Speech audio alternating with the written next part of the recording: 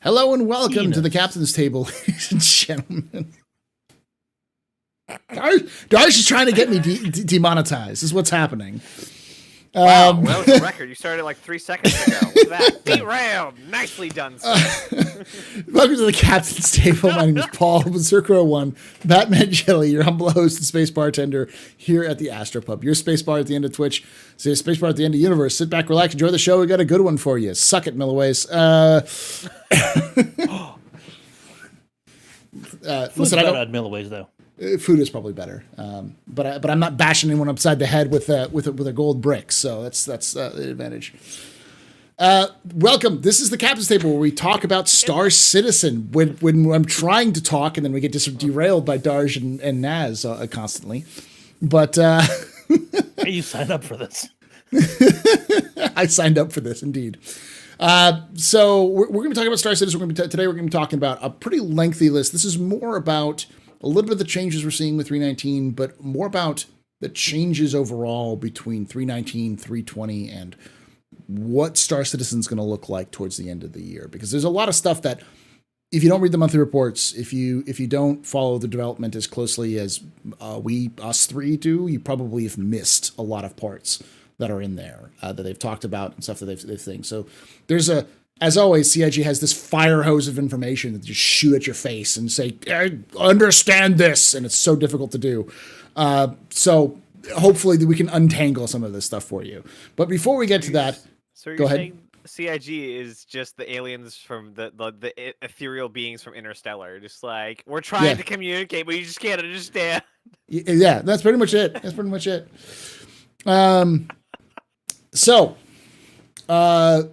We're going to start off with Naz. Naz, who are you? What do you do in Star Citizen, and where can they find you? Pocket carrier. So hello everyone. I am Naz. I work at the Nova Forge. That is Nova Forge both on Twitch and YouTube, with more information coming later. I'm currently working on a thing. But yeah, you'll all be posted in the Discord things, which is linked in both of those places. I make Star Citizen content. Mostly, I have currently tutorials on my YouTube channel.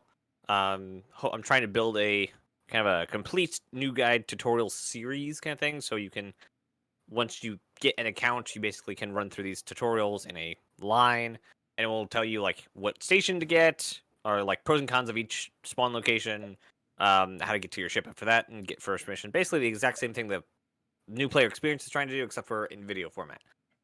People learn differently sometimes, so that's one of the reasons I'm doing it.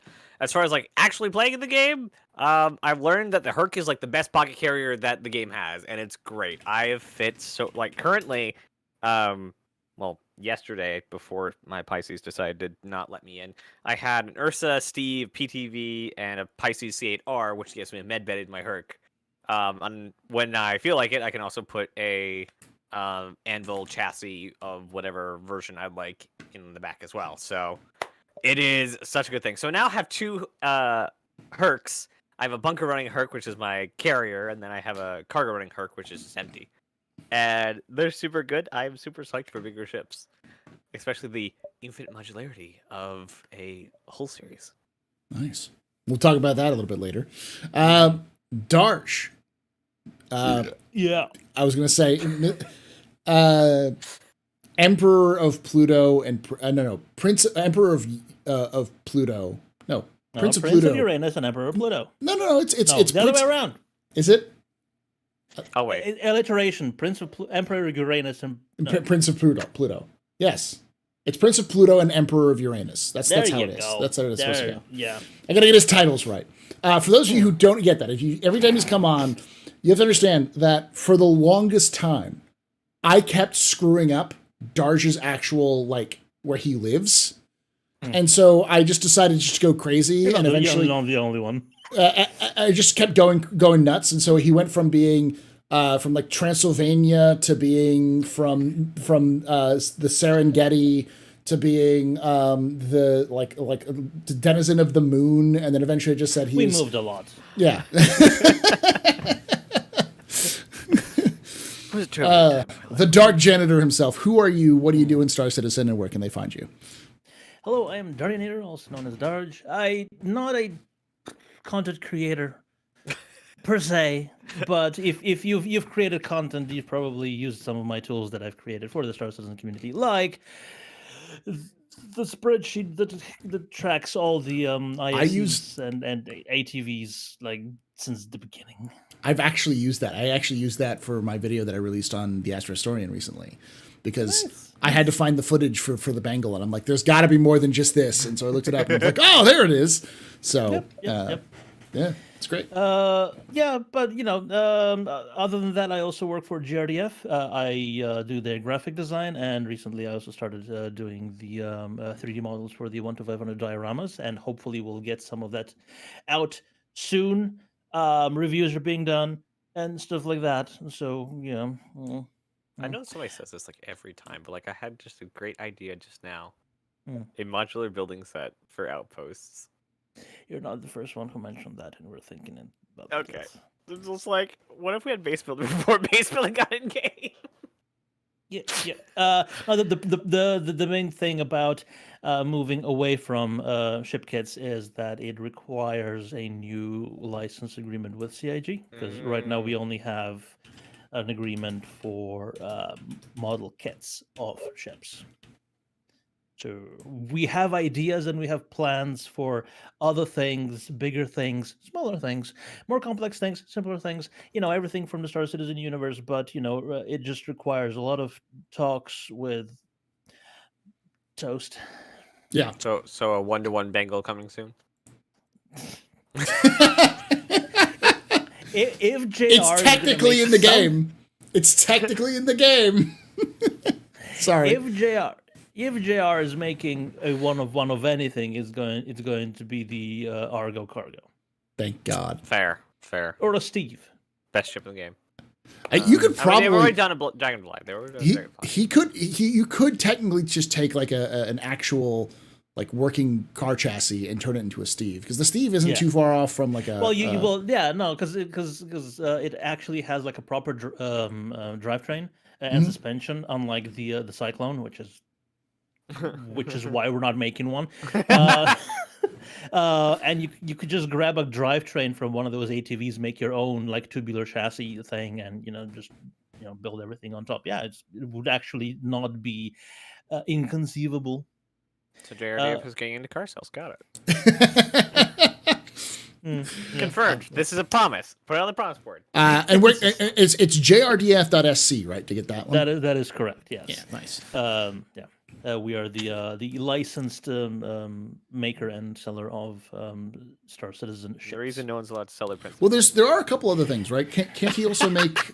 Can't he make like a couple like other aspects of Star Citizen? Like I know there was the fridge at one point and the boxes you can get. Right, yeah. So the furniture, the half by half meter, like 1/8 SCU boxes, and well, he started with just making one of those. What is it called? Those from like 2.0 days,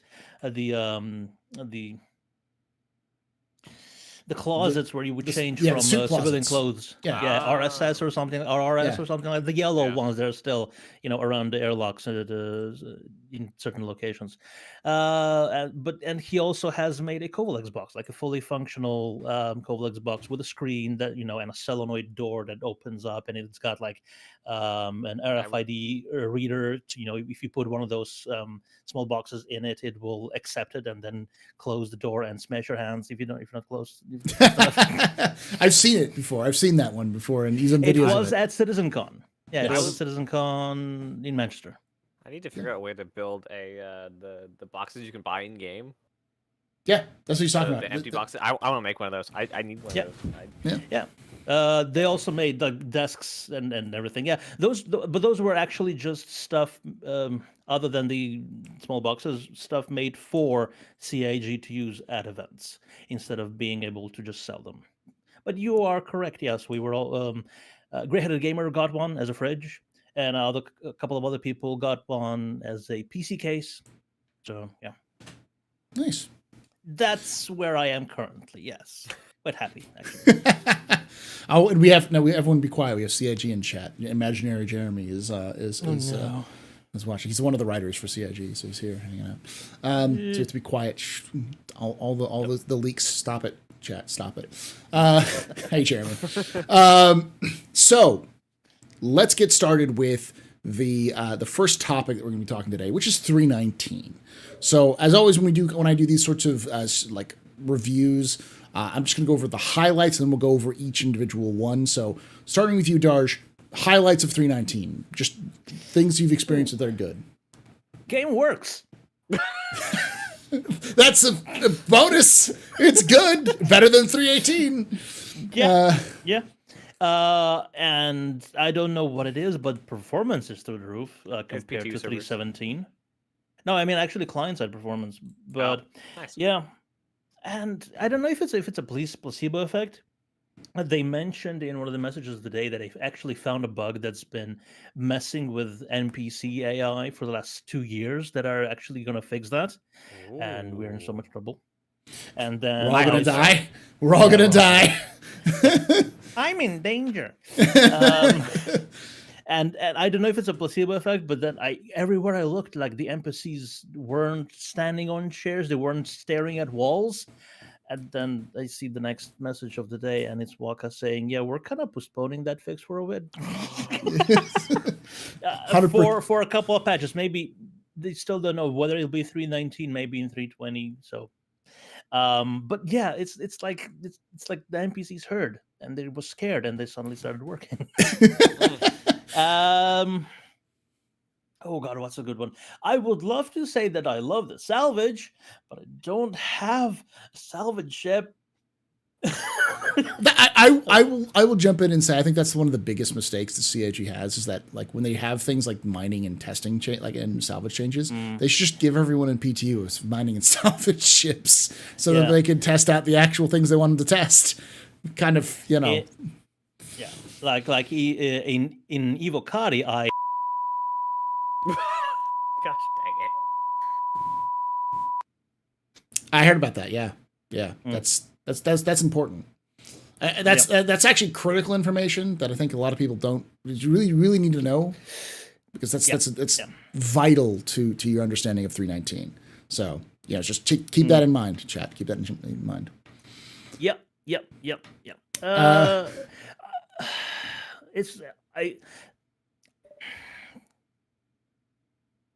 I'm gonna reset your camera because I think that camera's link is just broken because it's completely desynced. No, I just froze. I actually just froze. I was doing this. No, but it's God. If I had to pick one thing, I would say being able to remove components from some of dead ships, or live ships once they're unlocked. But there was a thing that someone in Discord mentioned recently, like just like 2 hours ago. A lot of components on the interiors of ships, like the big ones, are too big to fit through doors. Which is a problem we knew was coming. Which is a problem, yeah. So it's like, how are we gonna do that? Do these components come like disassembled? Are they IKEA? Like, do you have to just bring them in on a trolley and then assemble them and stick them in? That's gonna make salvage a bit difficult. I think, well, we have two options, I think. One, it's gonna require another one of those updates where they have to change the geometry of the ship.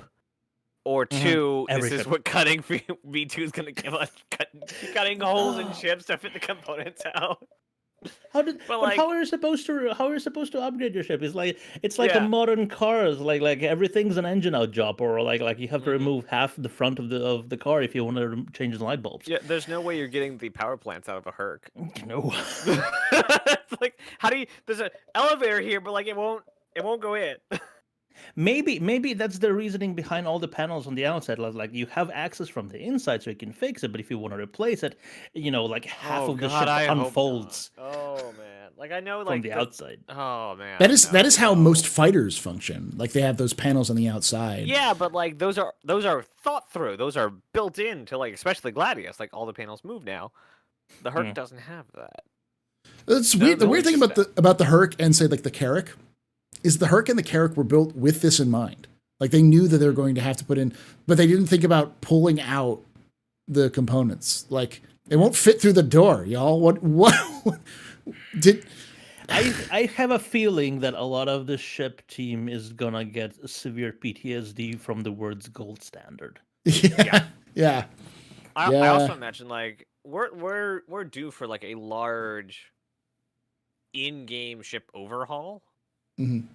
Like they keep like, oh, we're doing the freelancer this quarter, and we like get one ship a quarter. Keeps saying, "Hold on, shush!" Everybody keeps saying the freelancer's getting reworked. Has CIG said that Yes. the freelancer's getting reworked? Yes. When? Update. Where? It is Point. Component update. they have very small update. It is not a major update. It is getting a rework. It's in the monthly report. They're the changing gold it. standard for components, but not like the Yes. updates that everybody wants. Which No, is it's not everything that basically- it wants. But I can almost guarantee you that in the process of doing. Sorry, Eris from Relay. But the interior, when they do that rework, I can almost guarantee you that they'll take a look at what they need to actually do to update the gold standard of it. Yeah. Because It'll you can't. Freelancers should be like 2-person ships, not 4. Yeah, it should be 2. We'll likely see an overhaul. I got no problem with it. We'll likely see an overhaul of the back end cargo area because that's where most of the components are.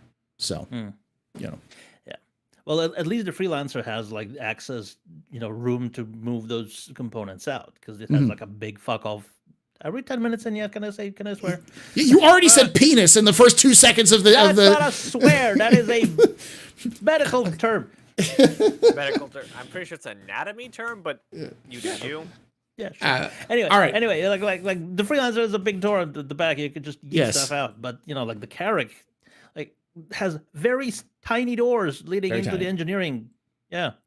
So they will have to do some work on the Carrack, if nothing else, for the drones.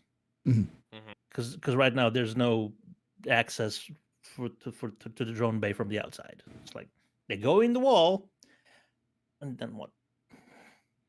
Yeah, all right. I think they built Naz. this knowing they'd have to. Yes. Your Stuff thoughts for on 319. 319, just in general. You're just overall feelings.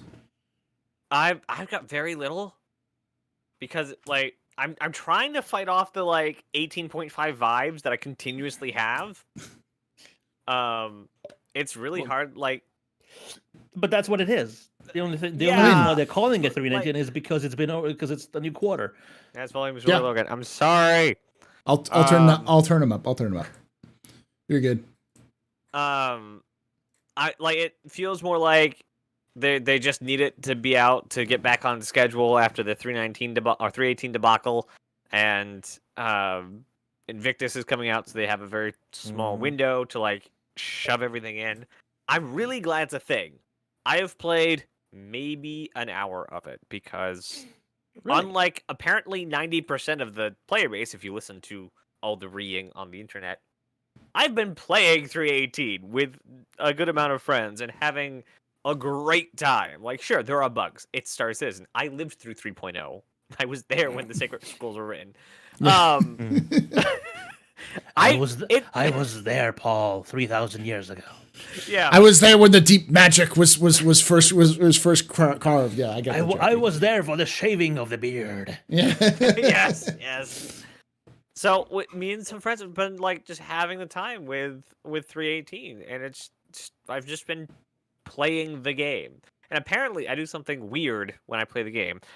I play the game. I don't like, oh no, don't do this because it's an alpha that might break. I just like I said earlier, I just throw all my ships in a herc and expect it to just work.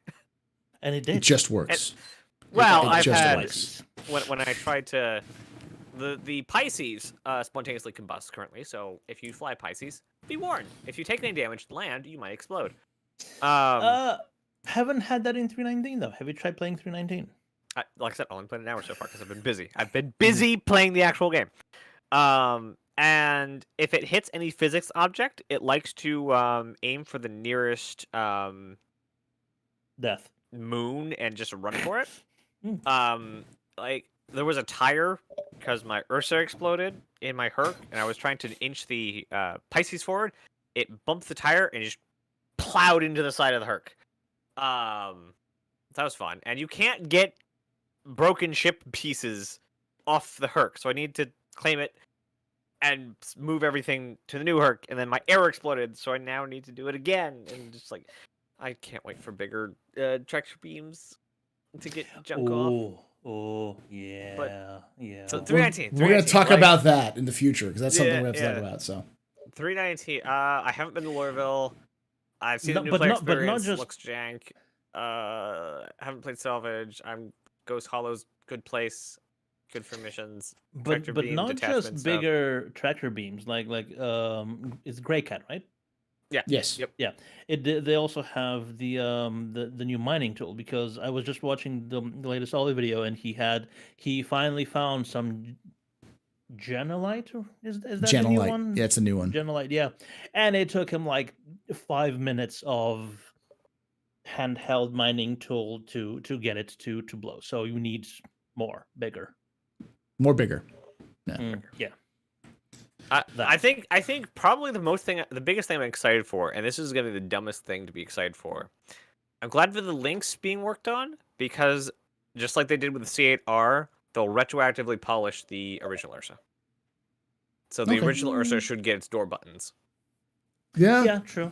Yeah. They added. Did they have buttons on the original Pisces? Nope. The door buttons. Nope. Because they added. Because when I got they added buttons the, in 319. Yeah, when they added the C8R, I pulled out a normal Pisces and I went up to the door. Why isn't it? Oh, the button's on here now. Right. Yeah. And in that very first patch, if you put a custom skin on it, the button would disappear.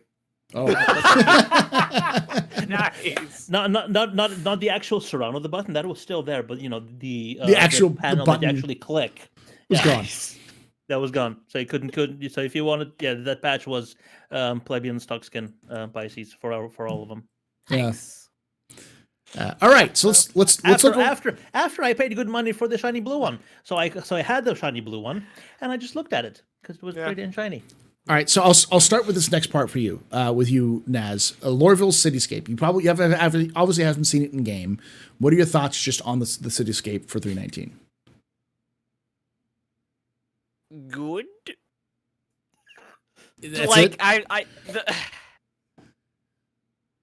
It's good art, but it's all it is like a really good candy wrapper, right? Mm-hmm. It's good. It looks great. Looks fabulous.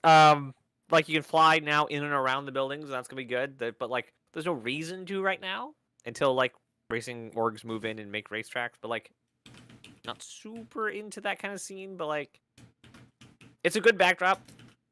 But the real upgrade is gonna be when they start redoing and do whatever new philosophy they're gonna be using for the on the ground landing zones. So when we have all these city streets, and the team did mention something about piloting vehicles on streets in this last video, they talked about it. Not that, like, these were art people that did the rework, not like anyone who has authority over actually making gameplay. Yeah. So there's possibility for them. There are facilities for actual gameplay people to go in and create that. Yes. Yeah. I would love that, because I would love and I guess Tony Zervik isn't really on this now, but way back when, like 2016 or something. He talked about roads. There was specifically, I think, like one of his first solo videos he did, he mentioned how in his philosophy for gameplay, there wasn't going to be, 2 shops in a single landing zone that would sell the same thing. So no variety in this landing zone. Because in his words, players don't want to shop around. And that is like the only point the only point so far that I've ever had indifference with Mr. Tony Zorovic. Because like I would love to just have to go to every shop to find the best price on this piece of clothing or whatever. Or furniture or whatever. I would love sprawling cities. Mr. Tony, we're poor. We want to shop around. Here's the thing. I wouldn't mind that, but I hate the artificial, what they do currently, where they have the artificial like you have to get purple. You have to go to like 4 different places to get purple. No. That's dumb. Like I don't want that. Yeah, I want Every Kasaba should have everything. Well, all the color. If they have a certain item, they should have it in every color. But if you want to have like a more elegant piece of clothing, you go to Apparelli. Sure. Yeah. And if you want something more like completely grunge, you go to Grimhex. I get that. But like if you want to have the grungy t-shirt with the gray skull, you have to go to that shop over there. But if you want the grungy t-shirt with the blue skull, you go to that shop over there. No, that's bullshit. Yeah, I agree. Yeah. We're also missing, just like we're getting the new underground facilities in small, medium, and large, and whatever. They also did the same thing. Keep going. I'll with be the right back. shops. All right. They also did the same thing with the shops that they did with the original bunkers. We're gonna throw this in. We'll upgrade it and add on later, and they didn't because it was too old by the point they started to add on. So we're stuck with these hole-in-the-wall shops. If you look back at the original concept art, these are much bigger shops that we're supposed to be having. So it's not just a single room that's like, you know, a 10 by 10 area. We're supposed to have a much bigger, especially for like Kasabas. They're outlet stores. Yeah. Like the huge like warehouse, not warehouse, but like warehouse style kind of like everything's just there. Yeah. And I really like if they would get more space specifically so they can display more things. I don't like that Pirelli doesn't have a screen, but where's home delivery? Yes, we need Space Amazon. We need Space Amazon. Like Kovalex and FTL are like UPS and FedEx. So we like there has got to be some stores that do. I'm pretty sure they've actually had some lore, and I forget where it is about getting stuff delivered. And it wouldn't even have to be like very elaborate. Just have it say, "Look, bring it to me in my inventory on the space station," and then it will show up in your inventory, and you fire up the cargo elevator, and it Heck, or, put or the timers personal on it. elevator. Yeah, Put timers on it. Like it'd be great. Like or make it gameplay. I mean, this is more quantum like. Generate a box mission to go to a landing zone, pick up a box, make me the delivery guy for someone else's t-shirt. Yes. Okay. Now we're way off the topic of Loreville cityscape changes, so I'm gonna move on to Darj. Darj, thoughts on Loreville cityscape? Ooh, love it, especially once. Two things about it. It's bigger than it was before. So, being the dumbass that I am, I took up a box mission from Edmund, and I decided I'm just gonna grab my Steve. I forgot that it has no brakes, so that was an adventure in its own. And I'm gonna go from one of the gates to Edmund and pick up the box, because Steve has like very nice cargo space in the back for 2 boxes. So I went to gate 4, just on the other side of town from Edmund, so I had to drive around. Oh no! 2 hours. To the outpost or to the Nope. just around until the game crashed, and I was still around Lorville. Oh my gosh! It's big. So roads there. Yes. But also that was like a couple of patches ago, and it was a bit janky. There's a lot of geometry that doesn't touch the ground or has collision. So I'm gonna have to go through that and fix it up a bit. So that was Laurel from the ground, but from the air, it's amazing what you can see. Like it's a huge sprawling city. And the second thing that I love about it is all the buildings are bigger than themselves, and they're made with procedural interiors in mind, so you can land on them and get inside and stuff like that. Yes, awesome. And they have the windows. The fancy windows. The new windows, the ones that are like simulated interiors where you can like see the inside, even though it's literally just a PNG. That made it, but like the Spider-Man windows. Yeah. I don't know how they like put out their one like GC video. Like this is how we did Windows, and like it's a very old technology to do it. And the second they put out the Windows, it became like their thing. Yeah. Yeah. It's the Apple effect at this point. I think it's like the technology has been around for ages, but then they do it. Yeah. And it's revolutionary and magical. All right, let's go on to the next one. The next one, Oh, which okay. is new player experience. Darsh. Yeah. Okay. I will talk about mine, but I'll let you go first.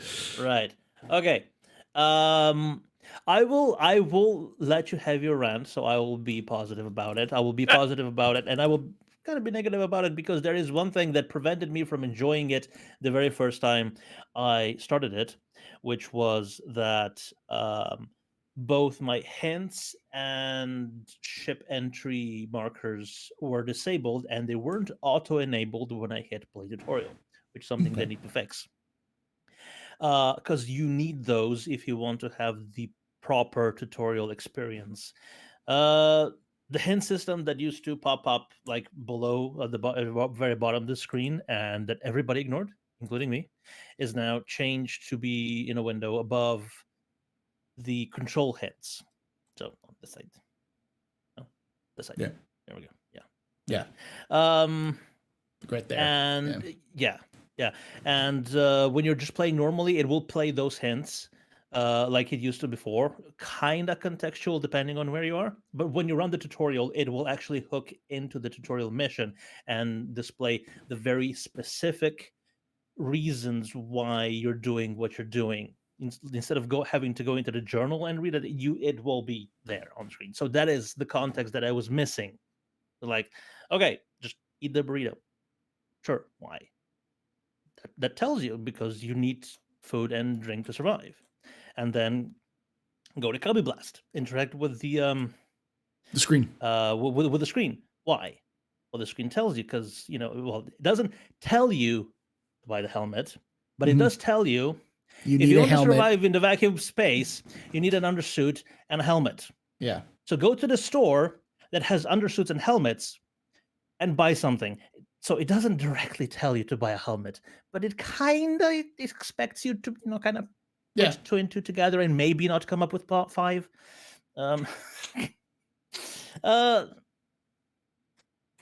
It is a competent tutorial and I like that they handhold you through getting out of a city. It's hand holding. I'm like it is. There's no lie about it. It is hand holding. It is follow me, but you kind of need it. So the Star Citizen learning curve is a cliff. So yes, yeah. I do like it. Yeah. Okay. But I'll let you have your rant. All right. It's not that much of a rant. I will say, and I think a lot of people thought I was super salty about this. I'm not salty about it at all. It's more of I was expecting one thing and got another, and so I'm like, oh, this is fine for what it is, but this isn't what they said it was going to be. Because one of the big things about context is why are you doing things? And while the hint system does say, hey, you should do these things because this, it's more like, the way I like to describe it is it's like a programmer made it. Because it's almost like a programming logic. If then do this, then do this, do this. It's just like a series of commands that you do these things, which makes sense if I'm a player doing a tutorial and I need to know what to do. This is just like, this is what you do. Here are these things you do, which is fine in terms of that step process. But if they're trying to give you the context of the universe you're in, throwing a wall of text at you in the journal doesn't give you any context when gamers already don't read. So it's like, it just doesn't work. I would say they want to do it in a much more diegetic and believable and immersive way, but Invictus is in 2 weeks. Yeah, no, I get it. And I would have no problem if they're like, hey, this is the first edition that we're just going to do the basic, like, mechanical tutorial and we'll add more context later. I've been like, that's fine, I get it. But they said they wanted to add context to the universe. I'm like, this is nothing. This is worthless. Like, thank you. This is worthless for that. But it's not bad. It's in my opinion on it is that it's probably the best tutorial mechanically that we've ever had. Just like hands down. Because while I think the tutorial missions did a good job with like adding more like immersion and stuff like that with Gilly. Everyone loves Gilly and all that sort of things. This seems like a tutorial that won't break in 320. Yeah. Whereas like and it's easy to update. Yeah. Because it's just text. It's not text. recorded lines. It's not animations that Steve Bender lovingly put together. So it kind of makes sense, but like I can still see for the final game, I can see someone like Gilly coming back. Although Gilly's probably a Squadron 42 thing. Probably. I still, I'm sure they'll do something interesting with that sort of context clues. But if you're going into the new player experience to figure like, well, where am I? What year is it? What's going on? Like, you're going to get thrown a wall of text at you. It's like it's a step removed from being it on the website, but it's pretty lazy if you're trying to add context. You wanted lore in game. Yeah, you got your lore in game. Here's your lore. Throws coupon book at your face. Enjoy it, you know. But it's looking very confused. Yeah, because it's like, look at the area map. What area map? Oh, there is an area. There is an area map. Like, and it's in front of you. In front of you. In front of me. I'm in the hallway. There's nothing here. Go out of the hallway. Okay, but that doesn't say that. It says go to the ground floor, view the map. Yeah, and there's a map in the front. Yeah, in front of the hall. There's a dead person. Okay. He's doing the player experience right now. Yeah. So let's. I got a fancy shirt. There's a map now, which is really nice. Yeah. And there's a lot of signage. Yes. Nobody mentioned this, that the new player experience is not just the little text that comes up on the screen. It's signage. It is the mission. What else is there? The hints. But the signage is good. The signage is great. You don't need maybe it's maybe not even in too overbearing, I would say. Oh yeah, it's baby's first it's you know how like restaurants put like a lot of restaurants, especially chain restaurants, put like really detailed pictures of all of the meals they make in the menus, because they know that they're going to get people who don't speak the language or may not be able to read, so they just point at the pictures. I want that one. That's basically what it is. It's that simple. It blown up. But that can be done nicely. I recently on the internet saw. I went on the internet. I found this. I saw a menu for a pizza place, and it was half a circle, like a book in the shape of a half a circle, and you open it up into a circle, and it was just a picture of the pizza, and you change the page, and it was the picture of the next pizza. That can be done really well and tastefully. But the way the signage in ArcCorp is right now is like, they're big signs, but they are very, very like square block into round hole type style of signage. I think I now know, because of those signs, why they chose ArcCorp to do it. Which is, everything here is gonna need a rework. So like, get your 0.5 tutorial in and see where it needs to improve. See, like, the groundwork is good. We're back to that. We're gonna put something that we know is incomplete in, so that we can get that mass feedback. So that the new visor and HUD, I believe they were gonna get a lot better AR elements for the tutorial, like actual 3D arrows pointing you, and the map update corridor. We do know that there is like last monthly report talked about how they made a breakthrough with how the map works. So like, for those of you who don't know, there's a mini map that's coming, and it's going to be for specific ships, and I think some landing zones you'll have access to it. But it's like an actual 3D render of the interior of the ship or the location, so you'll see yourself in real time where it is and stuff like that. I love that so much. They showed off a concept at CitizenCon, but it is they're not creating new assets. It's just taking the ship model, and throwing a bunch of shaders on it.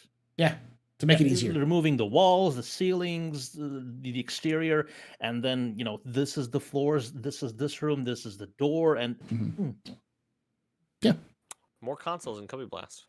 Yeah, they've added more consoles too there, which is nice. Naz, I know you haven't finished it yet. Is the Vandal head still there? Yes, it is. Yes, Naz, I know you're not finished it yet, but what's your thoughts so far on the new player experience? I assume there is in the actual menu, text Turn on hidden. what the tutorial You have- actually you is do- wanting. Yeah. So yeah, it does pull up a Show couple show paragraphs. hints. Yeah. You have to, Yeah. you have to Well, put up there's show showing, but hints. if you open your mobile glass and go to accepted missions, it tells you a little bit about it. Yeah. Yeah. That I feel like could be a paragraph when you're playing the tutorial on the side of the screen. That context, because you're specifically playing the tutorial to learn about the game, so you don't have to open your mobile glass to go to the information about the quest that you're supposed to be tutorializing. But that is part of the visor and HUD and radar system and Mobiglass rework that's coming in. Like I said, I think everything June is in a state just to basically get it and get mass feedback. Mhm. But it actually it's good. It's like everything looks very programmer art like, very programmer art like. The map is good. I like the map. Mhm. Map. I think the map is one the of the only maps is wrong. artist touched. Nice. The icons. I The feel like massive need rework. icons. The massive icons. Yeah. Sure, they're massive, but they like. That's a They look so. that's a space shuttle. But you pulled that a clip art off of a space shuttle off the internet and threw that on there. That's what it looks like. Yeah, in they the look spaceport. lacking character is not the term like I would say, because they do have a certain character, but it's not. It definitely does feel like Star Citizen. These icons, and they they're missing like that kind of like Star Citizen. I worked for like 6 months to get the perfect icons feel that the rest of the game has. Yeah. But let's try wingdings. Let's see if there's any good symbols in there. Yeah. But yeah, one of the reasons why the signs are probably that big is just because vision in a video game is a lot different from vision in real life, because like human vision is very, very good at discerning details at the very center of your vision. So but a computer screen displays everything in your field of view at the same level of detail. So they need to, for a sign that's far away, they need to make a bigger one so you know exactly what you're looking at. Okay. Because we don't have like 5-point perspective in video games and shit like that. We are literally at an hour in and we haven't even gotten to the next part. So I'm just going to go through the rapid fire. Because personally, have you done the salvage missions yet, Darsh? In Evocati. oh my god. So the answer is yes, but he can't talk about it. Naz, have you done the salvage missions? In PTU, I don't have a salvage. Nope. Shit, They should have. I haven't done it either. We got the not the prospector, the what's the Drake one? The Vulture. Vulture. We got the Vulture in 3.18. Why isn't it rentable in 3.19?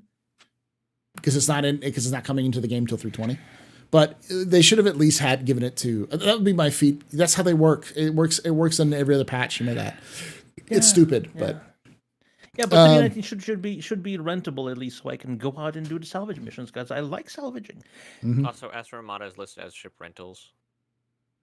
Astro Armada, yeah. Yeah, ship rentals are at the spaceport. Buy, but yeah, you can. Well, can you rent from Astro Armada? No. It's only buying. Yeah, the rentals are at the is the Pathfinder thing or whatever it's called at the spaceport. Yeah. The only salvage I've done is handheld, and there's a lot. So there's a lot of multi-tools with salvage attachments in loot boxes around. If you do like 3 box delivery missions, you'll get like 10 if you take all of them. So I've done only the first person salvage, because for some reason my Pisces keeps being banged up as soon as I take off. So I actually spent like 2-3 hours finding one of those multi-tools and then finding one of the wrecks and then stripping it. It was very cathartic, I would say. And now I have a Pisces that is a lot less blue than it should be. And Naz, you haven't had a chance to? Nope. Do the originals? Okay, I haven't Nope. either. I like the He's barely concepts. done the he's barely done the tutorial. Me or Nas? Yeah, No, Nas. No, him, me. yeah, he's been- Yeah. No, I have done it. I've heard people say it's good, but it still has some bug issues. So let's move on to the Ghost Hollow PvP. I haven't done that yet, but I have heard good things. So yeah, so I these haven't are heard anything about it. they've been improving it. It's effectively like the Korea mission, but instead of having to pull out like illicit substances to go sell, you just get UEC, but it like spits it out at certain intervals and stuff like that. So Yeah, I don't like that it said Ghost Hollow because that is the least optimized part of the game right now. It's the shittiest. yeah, but it's a site that they had. They could have done it in Daymar, I think, but the Ghost Hollow makes sense. The issue is that the location where it is stormy a lot, and the dust storms just tanks FPS. So. Yeah. And PvP with low FPS is well, the game with low FPS is just. Then the tractor beam attach detach. Naz, have you used that? Nope. Darsh? No, but imagine that if it just works like the way it's supposed to. It does. It just works. Yes, it just works. It's great. And you put a gun into your cargo hold and you take it to a spaceport, and can you sell it? Yes. Apparently there was a bug early on where it wasn't registering them as part of your cargo grid, but now it works where you can pull your gun off and you can put it in your ship and then you can go sell it like it would be a cargo bit. There is a bug that I discovered like half an hour before I came here with selling stuff. Mm-hmm. I had stuff in my Pisces that I wanted to sell in the inventory, and sure, it was showing up, but then I put in a single letter into the search bar, the filter, and all of a sudden it showed up everything that was in my cupboards on everywhere on the ship, it just scattered. No, and it let me sell that as well. Huh. Interesting. So if that letter was part of the item, so yeah. One thing but if you clear the search, it doesn't show it. I will say that the thing about the tractor beam is that it's much more easy to use. It's much more logical. You know how before you had to hold the button down to keep it tractor beamed? You just click it once and it holds now. So like how you just click it again. And you switch modes between detach and traversal.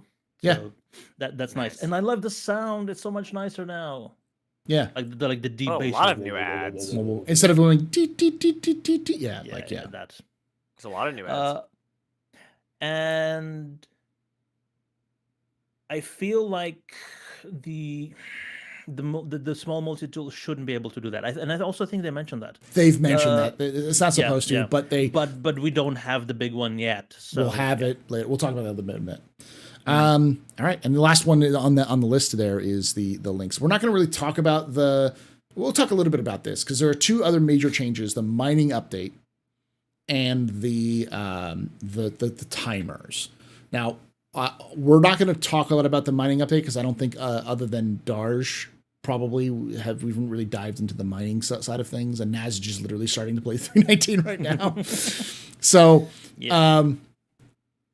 So, Darsh, what are your thoughts on the mining changes? Have you managed to play any of that stuff? So, just a little. The problem is I didn't play a lot of mining before, so it is not a lot of muscle memory in terms of that. Other than handheld mining, which hasn't changed, other than the new mineral that has like very low chance of spawning in the sand caves. I like, in theory, the changes that they're making the sizes of the mining heads better because, like a single, like a prospector versus just a mole with a single laser were pretty much same-ish in terms of performance before, but now they're making a difference. And I don't know, have they made the change where a single mole with 3 people in it is a lot more effective than 3 prospectors. Is that in yet? Sort of, yeah. It's part of this update where each mining head has its own unique usage. So each mining head has a distinct advantage. So if you're using multiple mining heads, it'll improve stability. It'll make it easier to crack. There's a lot of more nuance to it now versus just this head is always good. Yeah, no, but I mean the actual thing where the 3 mining heads in a mole are all sharing the same computer. So so if you have the same 3 mining heads on 3 prospectors, it will be actually detrimental because they keep fighting each other. But a mole can work all 3 in sync. I think that's part of this, though. I couldn't tell you right now on that one. All I know is that each mining head is different. So yeah, I'm excited for that update. And just a refresh of the UI, because like that is one of the only UIs we have that is in building blocks, and they can just update it without having to go through Flash. Well, that and refueling.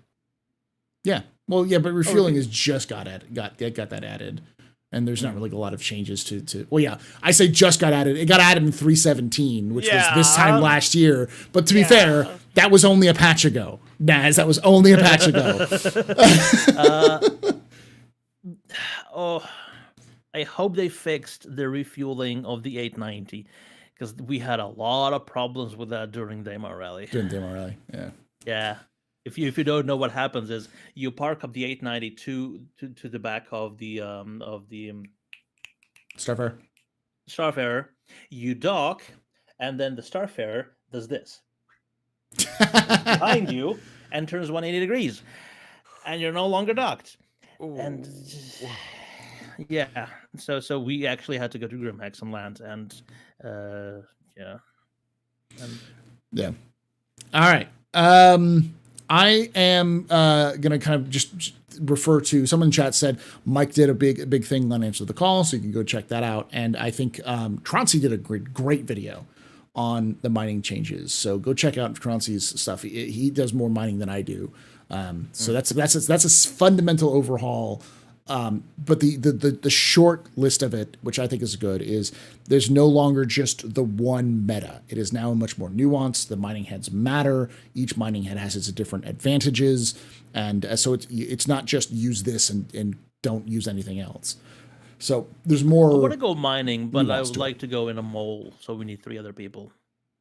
Just like with salvage, I want to go in a reclaimer, so you have people working in tandem doing the entire process of a lot more efficient than just a vulture. Yeah. Multi-crew, it's a thing. So they lock out your mobiGlas apps for the tutorial. Yes, I cannot go to the comm link and call the ATC before getting my ship. You have to use the hot button, which is Alt N, if you haven't changed it. Can you use the MFD? I'm working on it. We've public What does it say? So yeah. What? The hint says Alt N. Prepare for takeoff. It doesn't say anything about. Oh, there it is. It's on the tooltip. Yeah, it's on tooltip. Okay. So, Paul, while we talk about Star Citizen and Azra just plays it like a little pleb that he is, what else do you want to talk about? The last thing we're going to talk about before we get to 320, and then let Naz go on for another 20 minutes about the whole C, is the changes to insurance. Now, as I kind of mentioned this before, before the video started, before the recording started, there is some major changes. Now, not huge, but they're definitely longer. For instance, I believe that the Titan had like a minute or like maybe 2-minute reclaim timer in 318, and 319 is now 5 to 6 minutes. And the Hammerhead was at 45 minutes in 318. In 319, it's 55 minutes. So it's not a huge change, but it's an additional 10 minutes. So, and I think it goes up the larger the ship. So the larger the ships, the longer the timer. So ships like the Carrack, I think at one point had an hour and 30-minute timer to the Carrack. So all ships got an increase, but some of them specifically got an increase. Now there's always going to be rebalances in that, but I like that they need to add a way of people just not soft deathing their ships, and trying to fudge selling all the components and stuff. Naz, what is your thought on that? I forget what I said about that. Like, me and Tree were talking about that, like how to stop internet insurance fraud. I definitely like stuff getting longer. Even though, That's like, what she sorry, all people like that have lives and don't play MMOs to like, as a day job. Well, that's why there's still expedite. There's still expedite. but Expedite doesn't go away. It's now more expensive too. Like the price has gone way up for expediting as well. They should definitely have a slider to how much you want to pay for how much time off. Okay. So like, you could get your 890 instantly because it is a game, and just pay 10%, 50% of the whole of the ship, right? So that way, people who they have an hour to sit down and they forgot to claim their 890 before they logged off, and they just want to relax after working in whatever job. Like, they should have a little slider so they can pay what they want to expedite however they want. But again, that leaves exploitation of selling stuff. Mm-hmm. So like, I don't know. Maybe change the model of insurance to just cover the hull, and when you destroy your ship the first time, the guns aren't included in your base insurance, so you claim it back with base insurance without the guns on it. Maybe, I don't know. I don't know if the EU would have a problem with that. So I think the insurance is supposed to be base model only, so all the upgrades that you put on it, right? Upgrades don't come, but like you said, like the exploiting the pull-out ship, crash ship, whip all the goodies off of it, claim ship, go crash ship, rip all the goodies off of it, rinse and repeat. Basically, what you can do with a beacon suit. And the flip side to that is make the guns that come stock dirt cheap, so people don't want to do that. Mm-hmm. Now, so it's I get you. I'm not a system designer. I don't know. My thoughts on it is it has to do with consequences. The whole concept of Star Citizen is actions have consequences, and time is a consequence. And it sucks. I know it's going to happen. People are going to have a feels bad where something goes wrong, and now your ship that you like is 2 hours away, and it's 4 million credits to get it to expedite, and you're just like, F this, I'm done. I'm not playing this game. And it's like, I get it, but that's going to happen at some point. It doesn't matter what Star Citizen's status is. That's going to come. You can run from it, scream about it. It will catch you, and you will have to deal with it. What year do you future. think is going to be the year of fucking around and finding out? Soon. We're coming to the end of the pillars. Like, I would say 2 years from now, 2020. Yeah. 2955.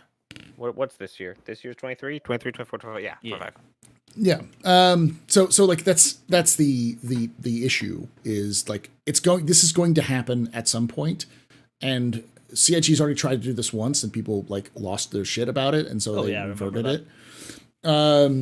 This is almost exactly the same changes they'd already made. This is just they had delayed it, and I think we have so many more systems in place to justify it. I think CIG is now at a point where they're like, oh crap, we have to finish no, screw you players, we need to finish the game. Shut up, sit down, let's finish the game. They're they're gonna put in the things that they need to get in. Longer insurance time, the mining balances, all the crappy things we need, like PES needs to get in. Yes, it screwed up the entire game and they needed to wipe the servers twice in a row. They need to get this stuff done. Server meshing is going to come with a whole host of new problems. We're going to have to wipe 15 more times when that comes in. Just because they need to get this crap in and done with so they can get on to actually finishing the game and launching a product. Yeah. And it's important to note that like there are going to always to be things in Star Citizen which will be unpopular. That's just going to happen. And insurance and time wasters and time sinks will always, and money sinks will always be unpopular additions to Star Citizen. because of the nature of how Star Citizen was developed and how it's funded. People don't want to pay $1,000 for a ship and then be told, by the way, that ship's not coming back for 2 days. They're like, well, that's not fun. I paid $1,000 for this ship. I expect $1,000 worth of investment on it, even though that's not really what's supposed to happen. Like, I paid $1,000 for this ship and now I can't use it. Well, you paid $1,000. You should have known what you were getting into. But the point being, do you is think that like in the end, like the actual insurance is going to be the ship that you're expediting is actually going to get, let's say it'll be in a lot at the RSI factory, and someone is going to have to take an SRV, grab the Aurora, put it on a Hull C, and then someone will have to fly the Hull C from that system to where you are and deliver it. Is that like the timer that's going to be? I think that's what it's going to be. That could take hours. Like even if it happens immediately, expedite is going to take hours.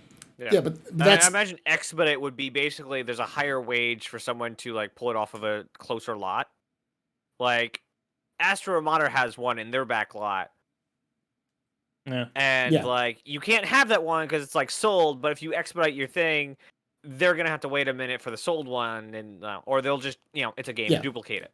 And that's what I was going to say, is that like there are going to be factors that are going to change. It's not going to always be these numbers. These numbers are based off of the costs and the other things they're running.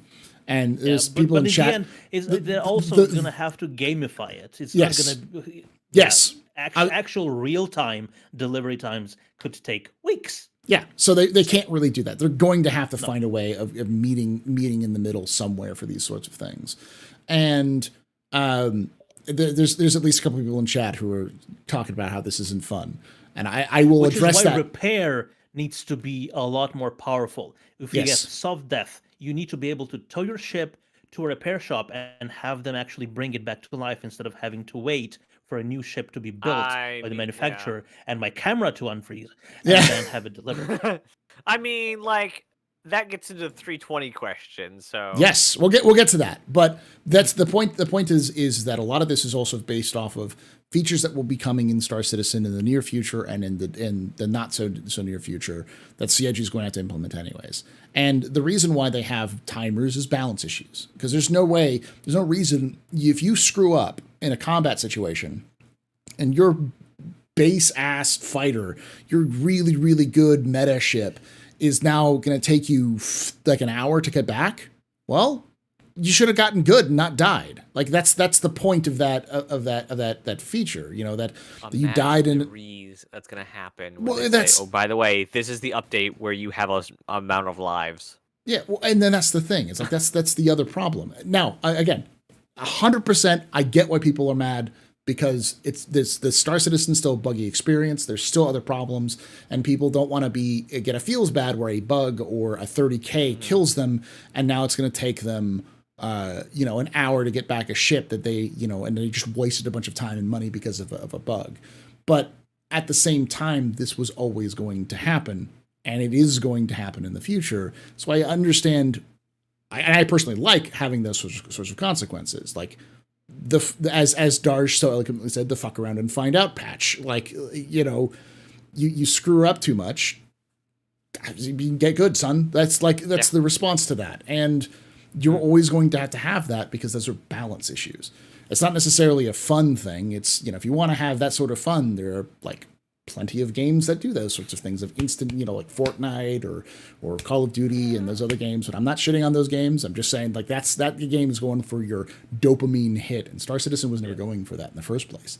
And if you want to stay in space, No Man's Sky, Everspace, those games have instant respawn timers. Well, not timers, but you hit the button and you're back.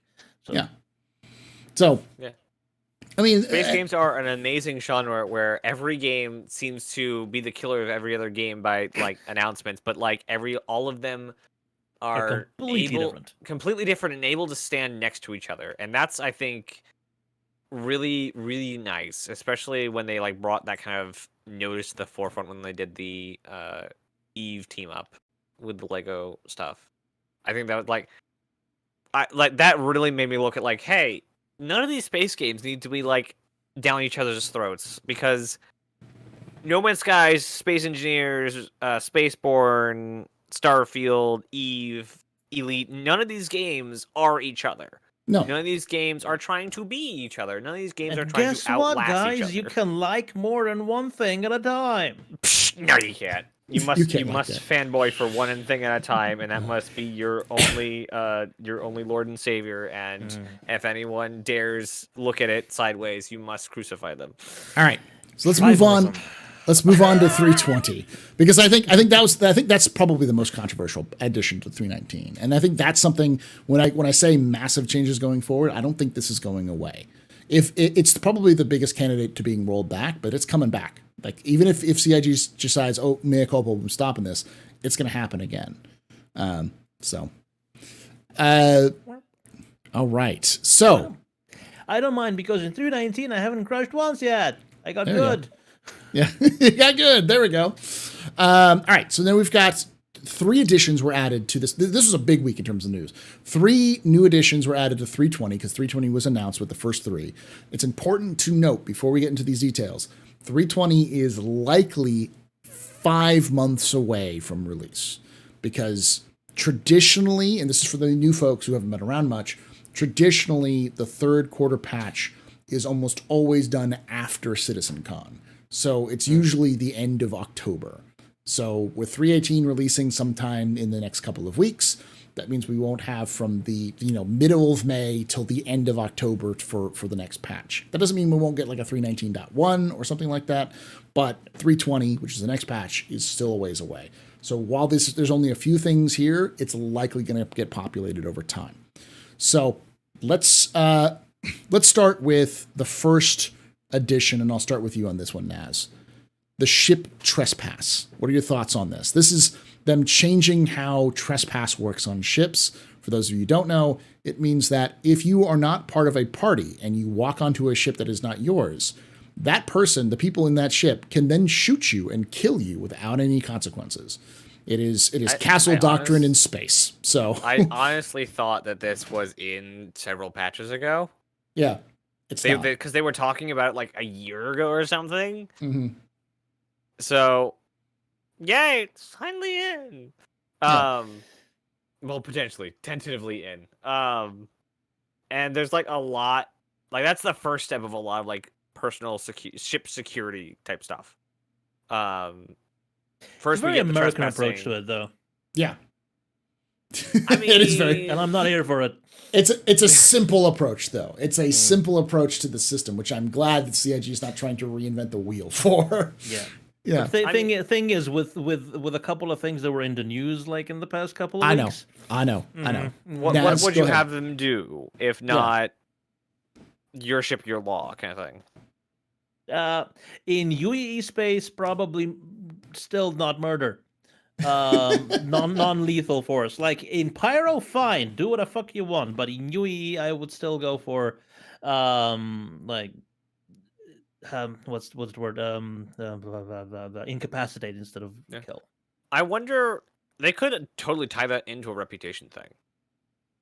Whether you kill people on your ship or not. Like, it will definitely, like, once we actually have servers that don't wipe every patch, give you, a at least spoken reputation of, oh, don't go on his ship, he kills his friends, kind of thing. Mm-hmm. So, like, one, to implement that, we kind of need non-lethal things to do. I mean, yeah, give me the crossbow, CIG. That's the thing, is that like this is also there's some implications which we'll talk about here, but this is one of those implications. Do you think this is an implication that we're going to have non-lethal weaponry in 320? That's a good point. Because we also have almost certainly been done for a while. Yes, the Volt's been done. The Preacher Taser, the crossbow, the not electron guns, the sniper and pistol we have now. No, the ones we have now. They're supposed to be able to have a disarm. Yubarev, yeah. The Yubarev. They should do Yubarev. Yes. Should all do non-lethal takedowns. There was also a melee weapon that was mentioned. I have no references for that. All I remember is that somebody was beat stick. It's just a Yeah. nightstick, is what it is. I want the best melee weapon has already been invented, and it was in Saints Row the third. A And giant it was dildo? yeah. A giant floppy dildo. Okay. Yeah. And in Saints Row the fourth, they replaced it with a tentacle on a stick.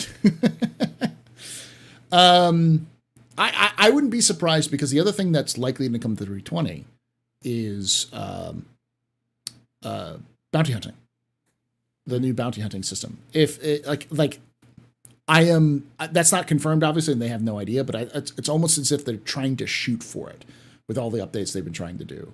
And you're going to need to have non-lethal in caps for bounty hunting. So if that's going to be a thing, then it would make sense to like, this almost feels like they're already doing that for bounty hunting. So it's just like, why don't we add this little bit while we're focusing on other things? So, it's like that little attach. So yeah, the amount of crap that is on the progress tracker that is getting done well before or just as we get ready to like lock down the patch for 320 is quite large.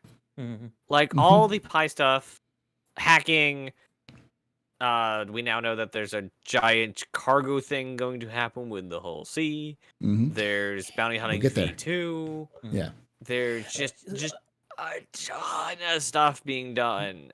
But about the bounty hunting, I think it was just like the B-roll ISC team just being funny. But there was one of the scenes where the guy just froze, and then they cut to him being in the same pose in a holding cell. That kind of makes me think that for bounty hunting, we may get like stasis weapons, so you can shoot someone in the freezing position, and then you can pick them up with the tractor beam and just put them in the cargo bay or whatever. So this is Destiny now. Yeah, this is Destiny. I've never played, so yeah. Because I hate those kind of gated games. Sorry. I played it for 10 minutes. I went in the wrong direction and said, "This is stupid." Because how the hell, I went left instead of right, and now these people are 15 levels higher than me. I hate it when games do that. So I just never played it. Stasis weapons were one of the last giant controversy. Wow, I shouldn't say last controversy.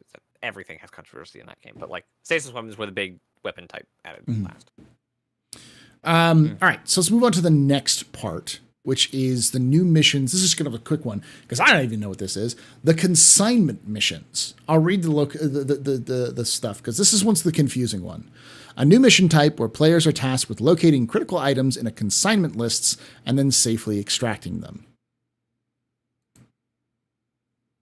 Now, for those of you who don't know what consignment is a system that's often used with pawn shops, where instead of you getting money for something, you give an item to a pawn shop, and then they will sell that item at auction or at the shop, and then you get the proceeds from them or some portions of it. It means like a batch of goods destined for or delivered to someone. So it's like maybe there'll actually missions for deliveries. That's the thing. That's what I thought. With the whole C, for instance, like here is 1,000 SCU of stuff we need to move from one system to another. But the safely extract is the one that's weird, and it's specific items. I'm pretty sure, especially with the thumbnail that they put in, it's a hostile delivery mission. Yes, sort of. I'm pretty sure it's that simple. It's a delivery mission with bad guys in the way. It already happens. But I think I wouldn't be surprised if it's a repo mission. You go into an area and it's an Easter egg hunt. You're supposed to find this chest, these magazines, these 2 apples, and this hat, and you're going to grab that and you're going to take that back to a location and deliver it off. But now you mentioned repo missions, like I want to steal NPCs' ships because they've been down on payments. That'd be great. But not just like getting an SRV, picking them up and throwing them away. No, sneaking on, hacking in, so it accepts me as the unauthorized operator of the ship and just flying off. Yeah, but that's not what a consignment is. None of that has any. That's why it's really confusing because it's like it doesn't really match with my understanding of consignment. It's like I don't know exactly what it is, but apparently it is going to be discussed in a later ISC. So it's going to be elaborated in the future on that. So Right. And if you want to come back and check out exactly when that was, I have a handy dandy spreadsheet about that. yes, you do. Where can they find that link, by the way? Because I don't think there's no like real location. I can put it in the description because I have access to it. But is there like a place they can always go to find it? No, but I will put it on darinator.com. There you go, darinator.com. Just like it's spelled there.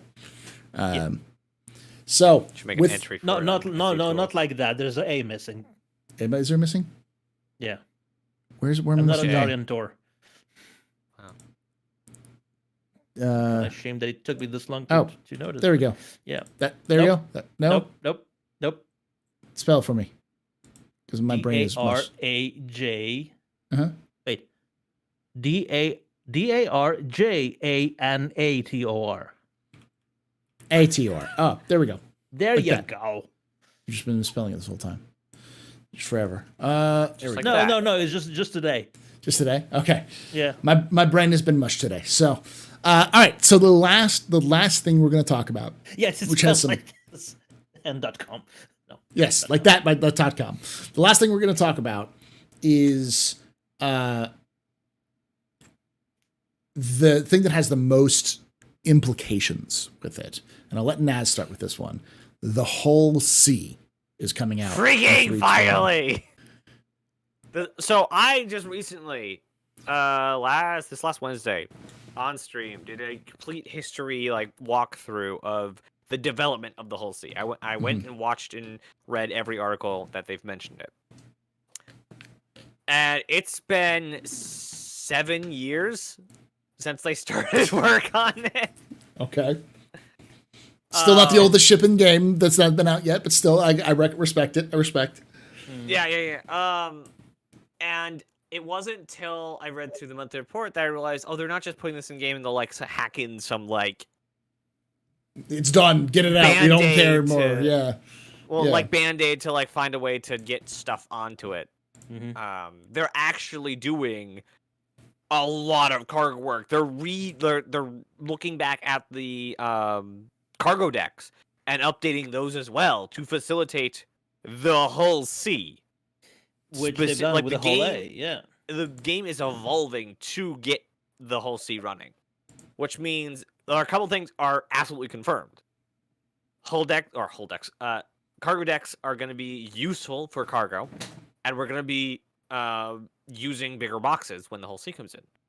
So, hopefully, I'm really, really hoping that we get bigger purchasable containers, because they've talked about that a lot during the building of the whole C. Yes, the tech's done for the whole C. That's neither here nor there. They've been working on that for years. That's good, but the gameplay specifically is going to evolve to meet the whole C. And even right now, there are no cargo trips you can take, no cargo runs to make the whole C profitable. There's no cargo runs you can complete with the whole C. There is only one commodity that you can buy at a station, but you have to drop it off on the ground.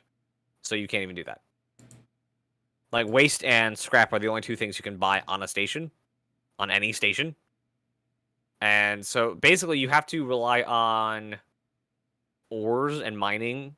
You'd have to factor that in refinery decks and do stuff like that. But currently that's locked off to the people who dropped off the ore, pick up the ore themselves. So it's neither here nor there. But the cargo decks are going to be used for loading the whole seas, and we're going to have bigger boxes, and we're going to have a giant freaking cargo ship that's going to crash the entire economy. It's great. I love it. Thing is, the cargo elevators are not going to be able to reach the whole sea, because the whole sea is going to have to dock if it's full of cargo. Yes. Yeah, and the cargo elevators are in the hangars. Yes.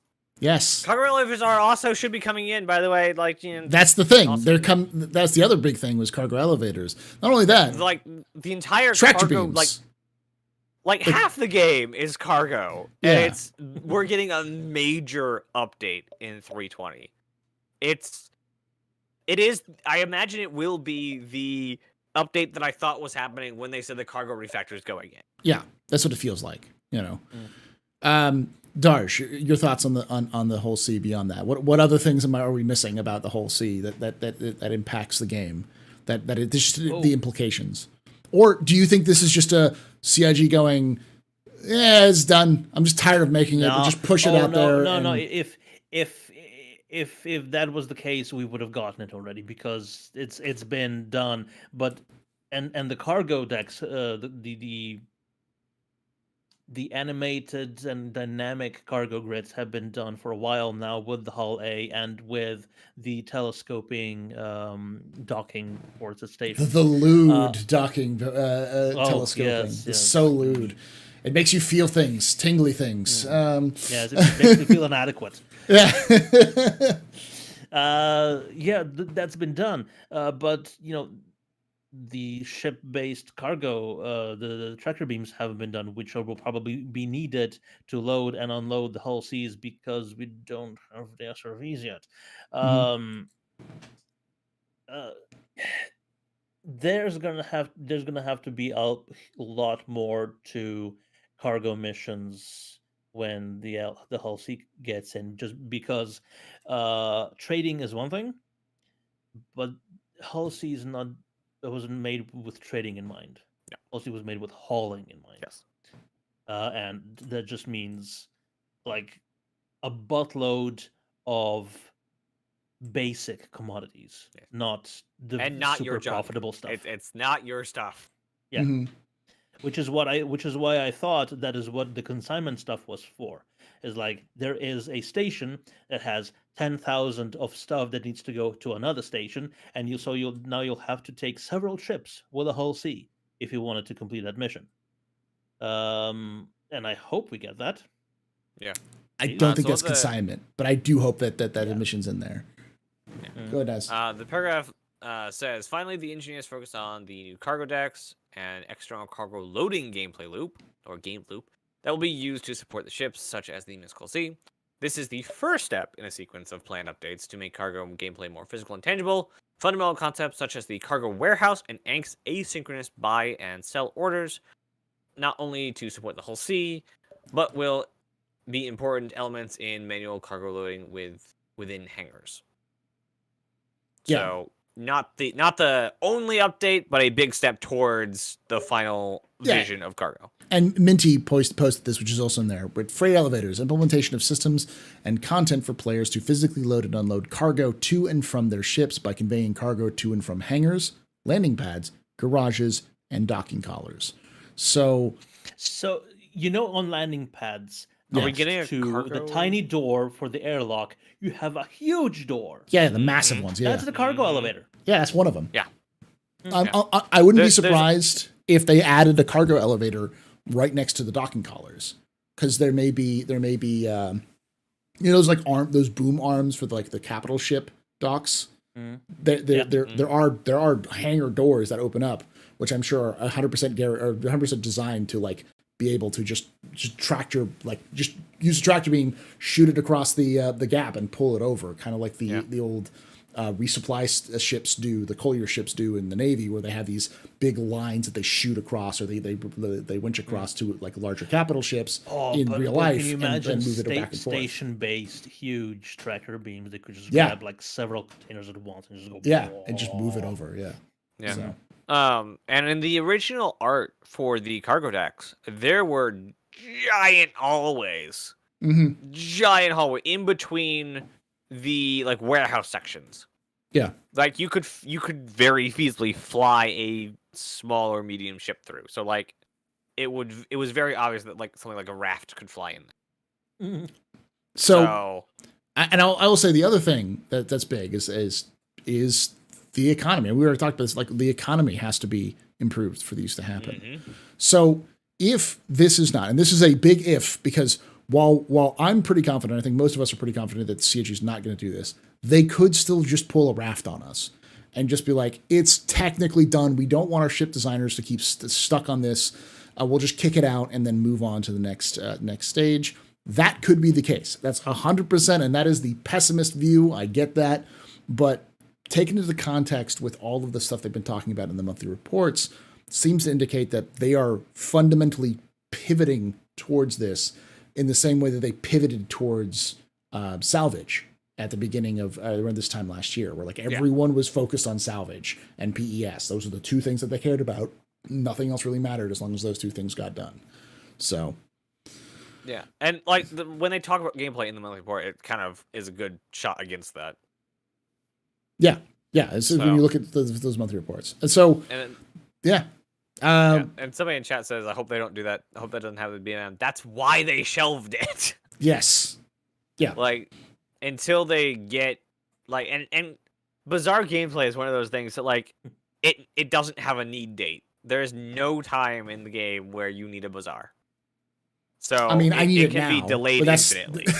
I mean, I need it now. You speak, you take my bazaar out of your mouth, there, Naz, and I need my bazaar now. All right.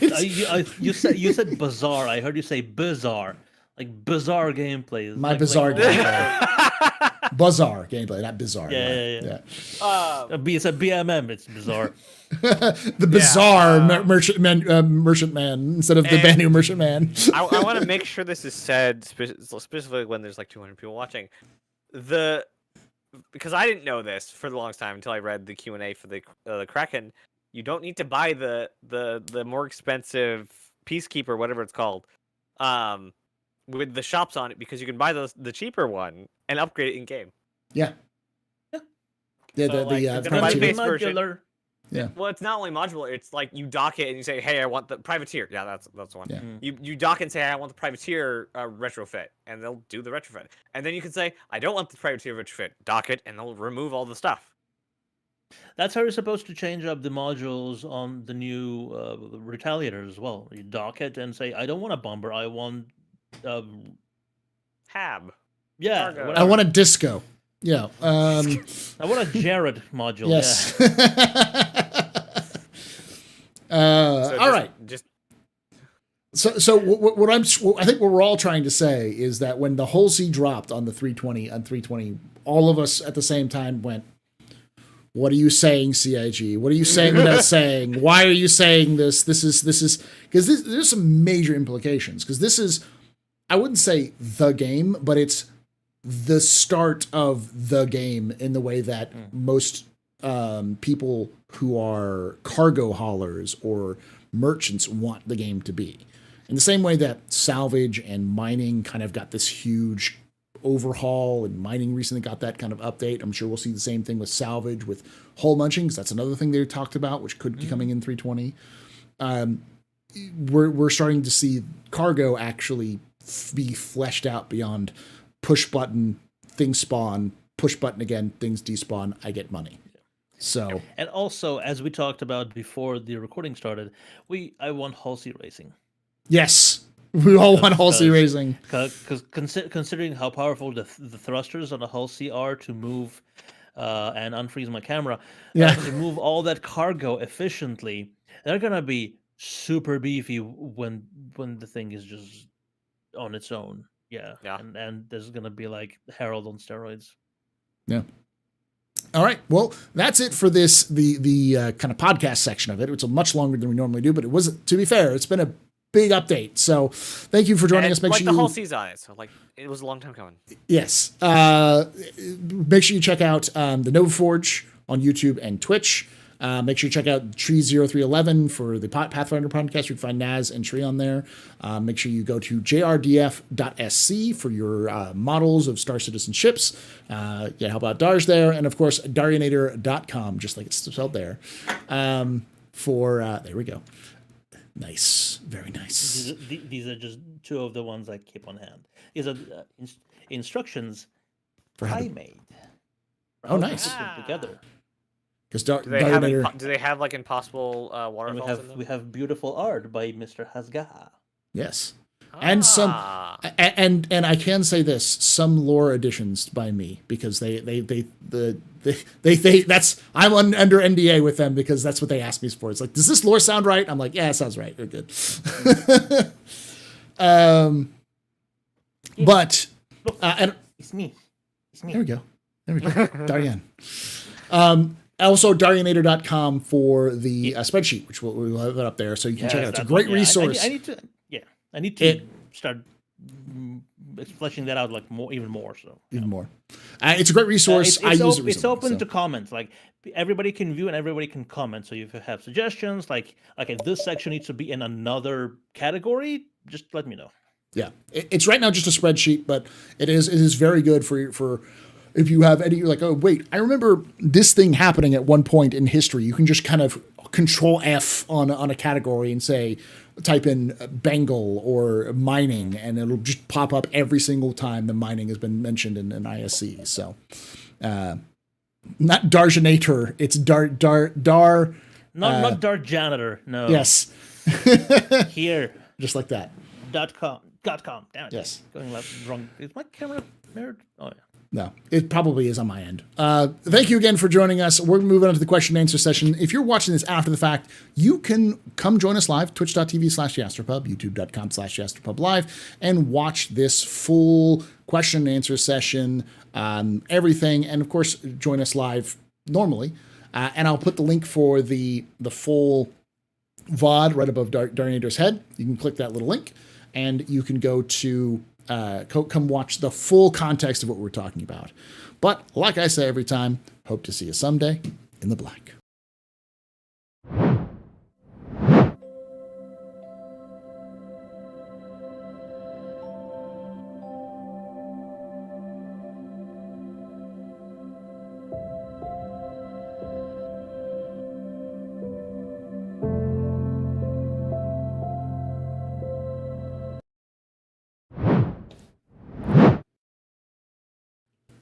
The Dark Janitor.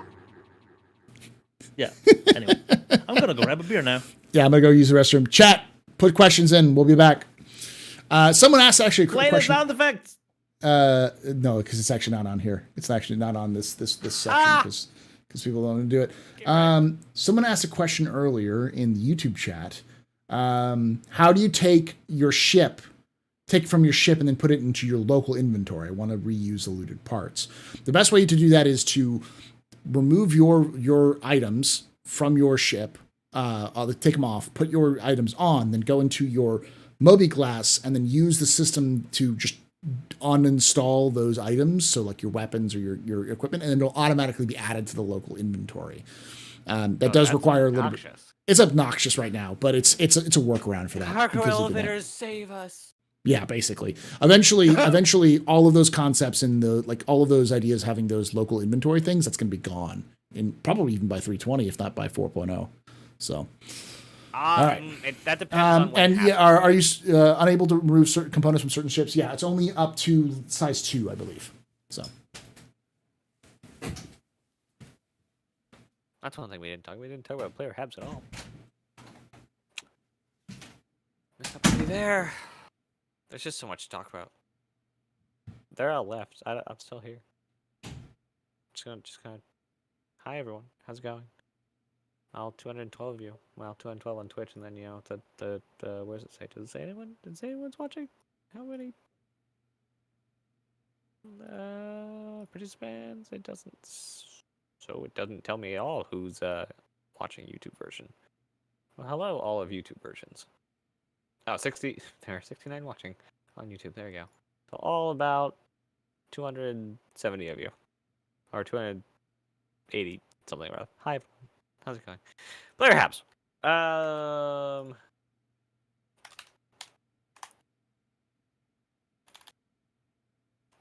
Are they called Habs or are they called apartments?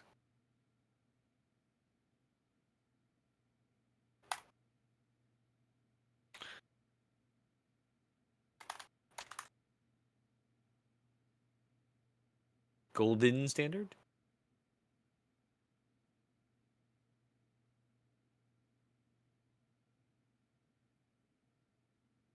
Why is this not doing its job? Do I have a filter on? I do have a filter on. I filtered it by squadron. Arrow persistent.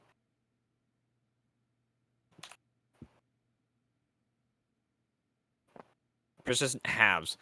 So far, persistent halves being worked on by USPU and the only module so far they've shown off for building interiors. The bar gets done in mid-May. I return. Oh, that sounds so sad. Uh, That was the saddest maniacal voice I've ever heard. I return.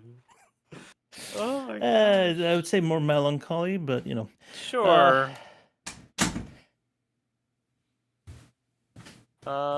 Persistent habs. So- like a couple weeks. That one's pretty easy. I'll answer that really quickly.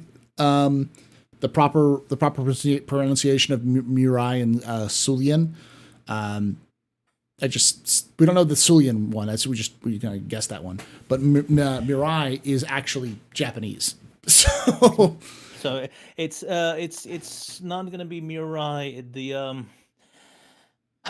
what's it called? Not the labial plosive, but that sound is more like a r. So it's a Mirai. Hard Mirai, R. like a hard R, like almost like a rolling R. Between an R, between a R and a L. Mirai. Mirai. Okay, yeah, it's like a hard. Yeah. It's like, yeah. But Sulian, is that how you Sulian. spell it? Sulian. It's Syulen, but it's Jian, so it's a different language. Well, if it's Xi'an, Yeah, we should probably ask Chris Harrow. Chris Harrow or Jail would know. So those are the people who know that one. Yeah. Sushi. No. I want sushi. Actually, no, I don't want sushi. I want Why did you? right now. Why did you eat sushi on an 85-degree day where it's like 100 degrees, 100% humidity in freaking San Antonio? Tree. Maybe. And why didn't you say anything for me? Gosh dang. All right. Player House might be in as well. Welcome back. We're going to do the question and answer session here. Hey, why is my name misspelled again?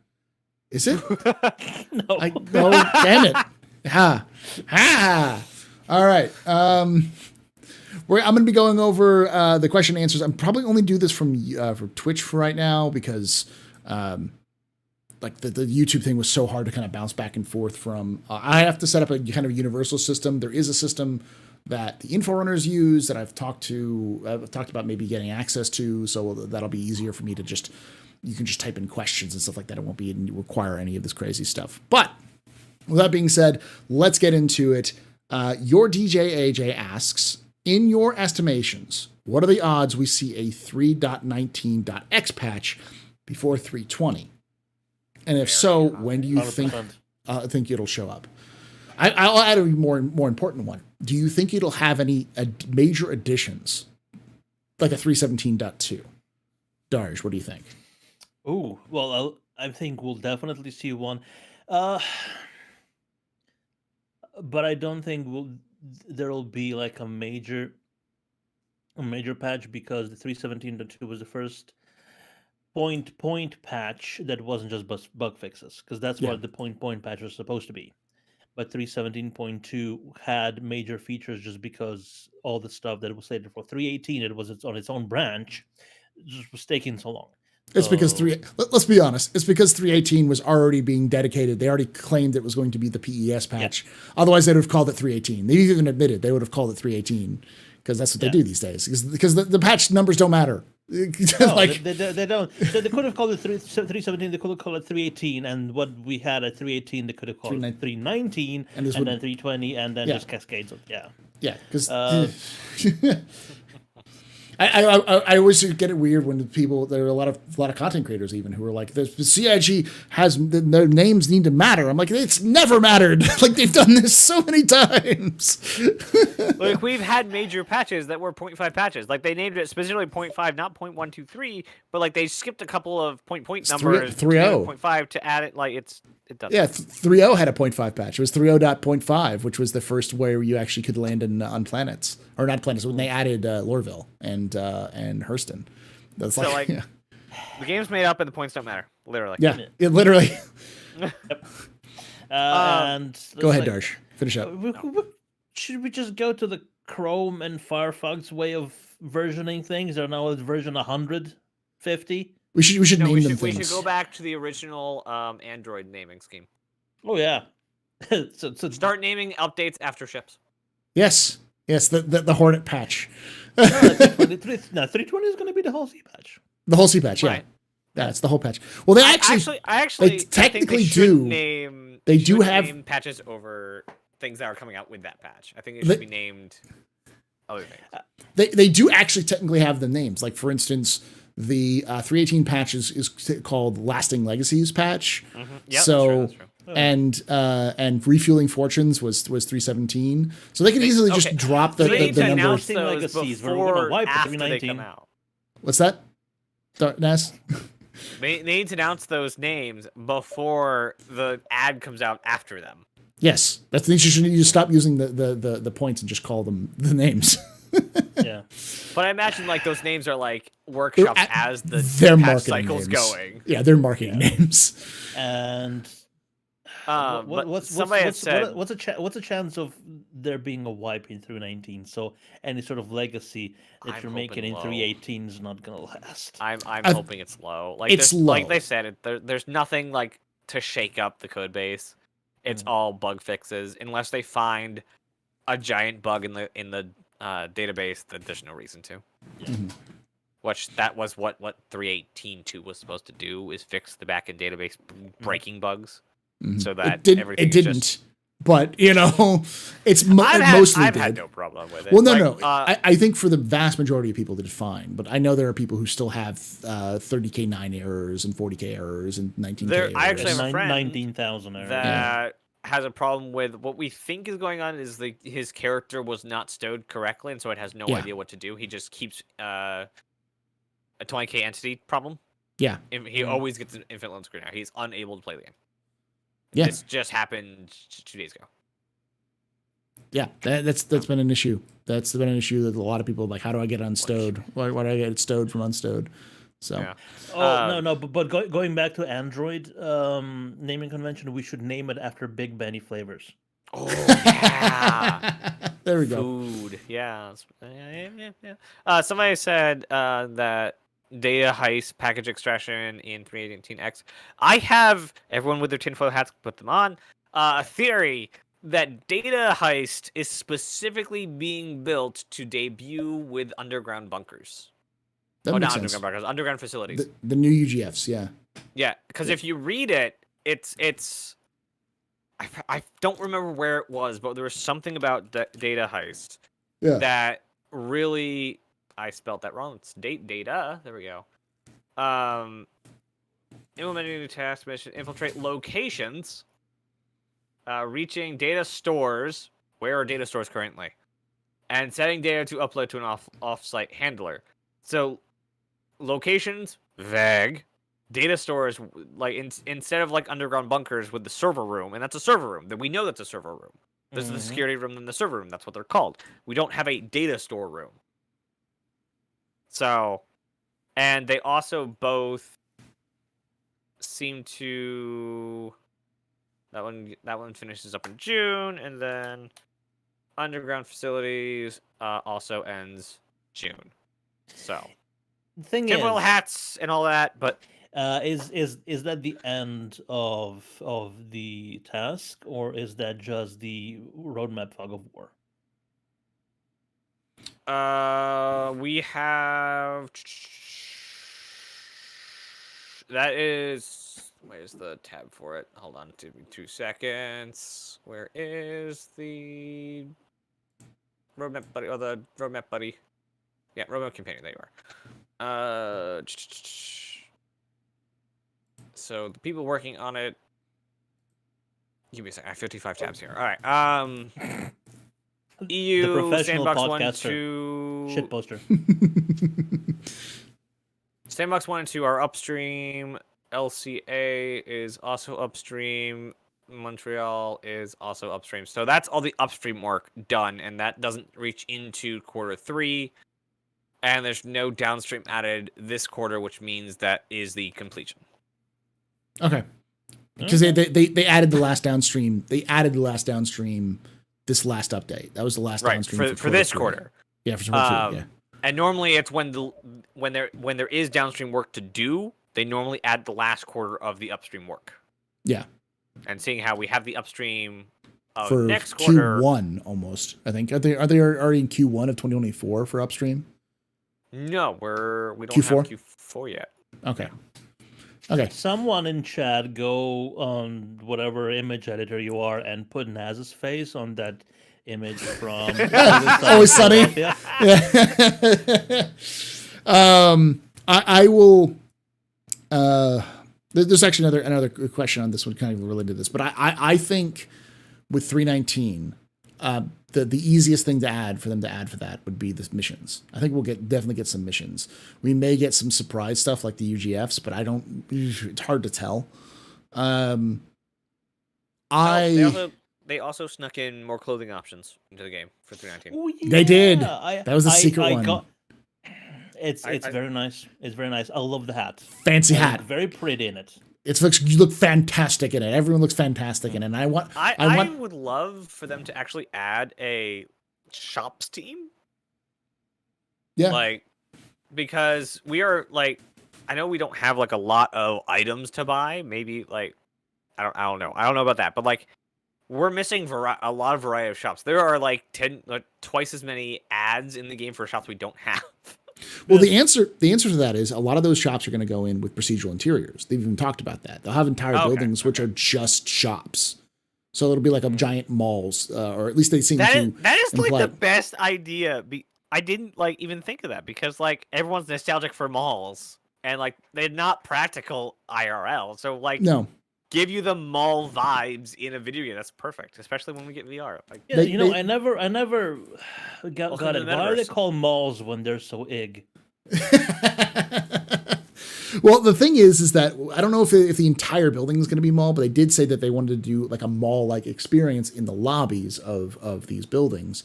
But they also seem to imply that was the same where they're like, yeah, we'll have residential here, we'll have industrial here. It's like you're not going to have an industrial floor on a residential building. They even said that it will kind of mix it up a little bit. So I wouldn't be surprised if we had entire buildings that were just randomized industrial shops. Floor, or did they say mechanical floor, which is basically just air conditioning and water heating for that building? They also said industrial. They also said industrial. Yeah. But also but basically it'll be like the mega buildings in Cyberpunk. Yeah. Yes. But yes. They also did mention in that video, like, hey, this is that vertical slice kind of like of our ideas. This is not necessarily how we're designing every building. Yeah. Like it was just to like give you an idea of all the like regions that they're thinking of. Which is insane that they're like regions in a building. Yes. And the other thing that's important to note is that they're actually using a system that they use for generating names for bounty targets. They're using that same system to make new shop names for these new shop locations. Wow. So it's entirely procedurally generated. They're going to have a procedural generated naming system for these random shops inside these buildings that are not like specific names. So. But that's not because the names for the bounties are basically just here's a list of first names and here's a list of last names. I'm sure they'll have. Names. I'm sure they'll have that same. They have because they said they're reusing that system, so I'm sure it'll be a name of names and then adjectives. So, it's the old like random fantasy in generators where you roll 2d6 and you put them together, that kind of stuff like the gilded unicorn and the rusty trombone. Jared. The hungry Jared. Speaking of, I saw an ad when I was doing the playthrough of the new player experience just a minute ago. Ma's Cooking is a food shop that we don't have. Ma's Cooking? Yeah, it's true. I forgot about the Ma's Cooking. So there's a new ad for it in our corp. It's like it's a really cute little ad thing in the hallway right before the tram. It's like, where's it, guys? You now made me want to go to this place. Where is it? Where's the restaurant? I need to see that, G. All right, let's move on to the next question. A Northern Trooper asks, with 319, you can now swap out components on rented vehicles. With this edition, will we see more of a push for renting vehicles than buying ships? I think that's a bit of an oversight that allow you to. You can technically do it because you can pull them off and then put on the salvaged. And yeah. So that might be just an oversight. Yeah. It's like renting a car, and renting the exact same car that you drive, and taking the tires off. 'Cause Again, they need to add in reputation. When you do stupid crap, you lose reputation. Oh, all of a Fuck sudden you can't use around, the rental terminal because find you just out. like ripped Yeah. them off. All right. Next question comes from Northern Trooper. Ship claim times. Should CIG open up their explanation regarding what affects the claim times? Should we know what affects time like brand, location, aftermarket components, cross-system delivery, etc.? I think they should itemize that at some point, but not right now. They've already said we- exactly what goes into the ship timers right now. It's They value. write something down and they say that's good enough. Well, they talk about value too, because like they have a whole list that they've been doing of like what each So that's the quantum ship system, is made of. not the timers we have now. No, The but ti- the when system they they're actually do- coalesce, Yeah. there'll be stuff to uncover as far as what makes the time, but currently there's not.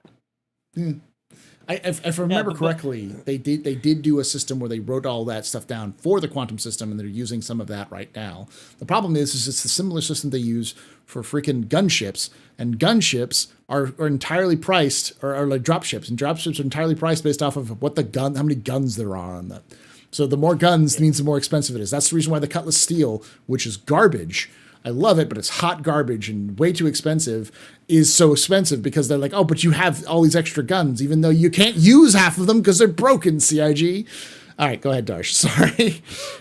No, but a lot of that is also going to be in location of where the ship is coming from. Yes. Or where you are, too. Yeah, exactly. In the finished thing, but not 390. the distance that the ship has to travel from where it's being delivered to your location. So that could be like several systems away, or it could be like on the moon where you are. So Yeah. You could claim that and it could be right next to you, and they can just hand it to you. and I wonder if that's actually going to affect it, like It will. time and price wise. I think so. I think almost certainly.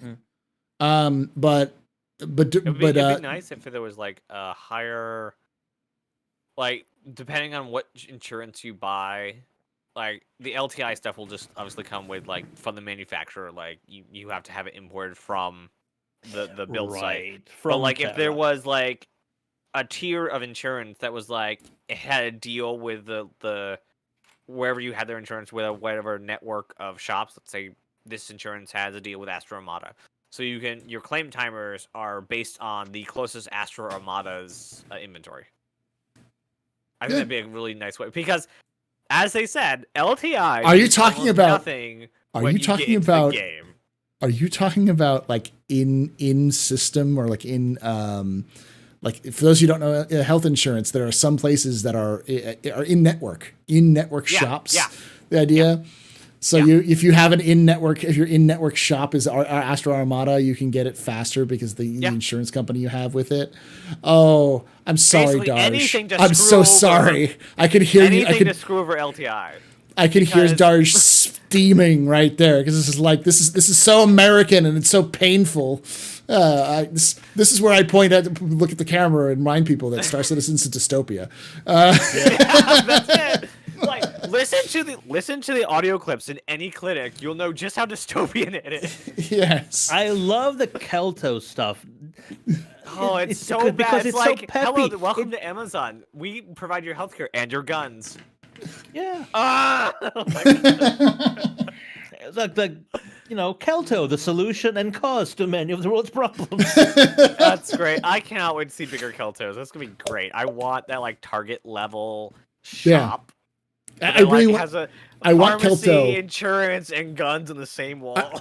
I want Kelto to be the Walmart of Star Citizen. That would be just Walmart, fantastic. I don't know if it'd be Walmart or Target because Kelto seems to have a like. I don't have any Targets. Vibe. I live in Texas, and I have to tell you, there's no Targets in Texas that have guns. There are plenty of Walmarts in Texas that have guns. That's true. That's very true. That's not true. That is not. Oh no, actually, it's the shooters that have the guns, not the targets. All right. Next question comes from Ionic. The last time we had a murder in this country, it made the national news. Yes. Last Last year. time we had a murder in this town was 2 nights ago. Probably 5 minutes from now, or 5 minutes ago. We don't know. All right. Ionic Gecko asks, with the work seen on law enforcement offices and bounty drop-off points, do you think we'll see any of that in 320, or will Behavior 2 be released at a later date? Bounty Hunting version Bounty 2. hunting. Yeah. Is BHV Behavior I was like, 2. Behavior 2. I thought he was referencing the player status symbol system 2, which I know is also being worked on. But Naz, what do you think? Do you think we're going to see bounty hunting in 320? Bounty Hunting V2 has been coming since basically, I think, was it 2017, 2018 Zervik videos? Mm-hmm. And this is like the culmination, well, like the waypoint of the culmination of all of Tony Z's work. Yeah. So he is desperately trying to get this into the game. All of his work has not made it into the game yet. He is desperately trying to shove it into the game. We even heard back in, was it 20?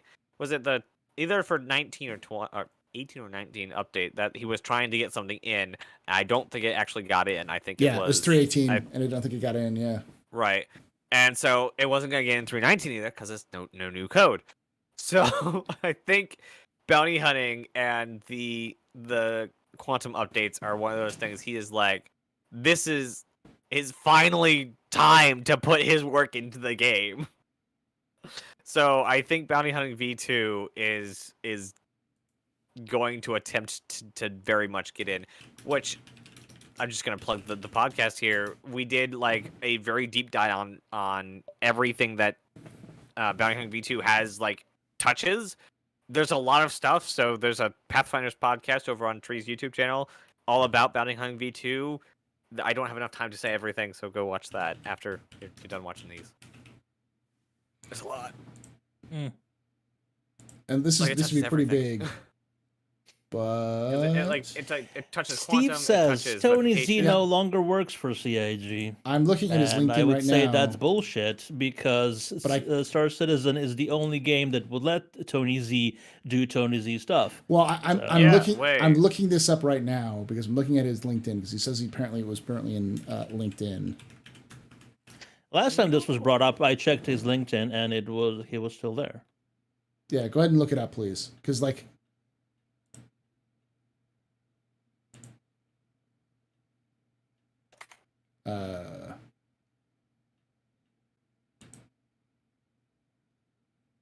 Guys, I have a logging because I've used my LinkedIn forever.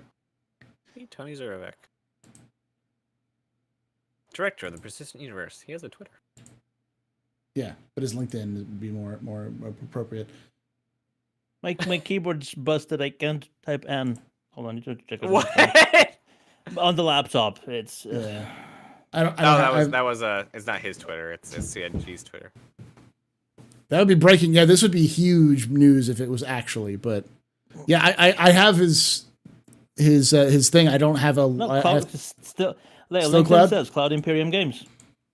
so yeah, that's Director of Persistent fake Universe, news. May 2014, present 9 years, 1 month.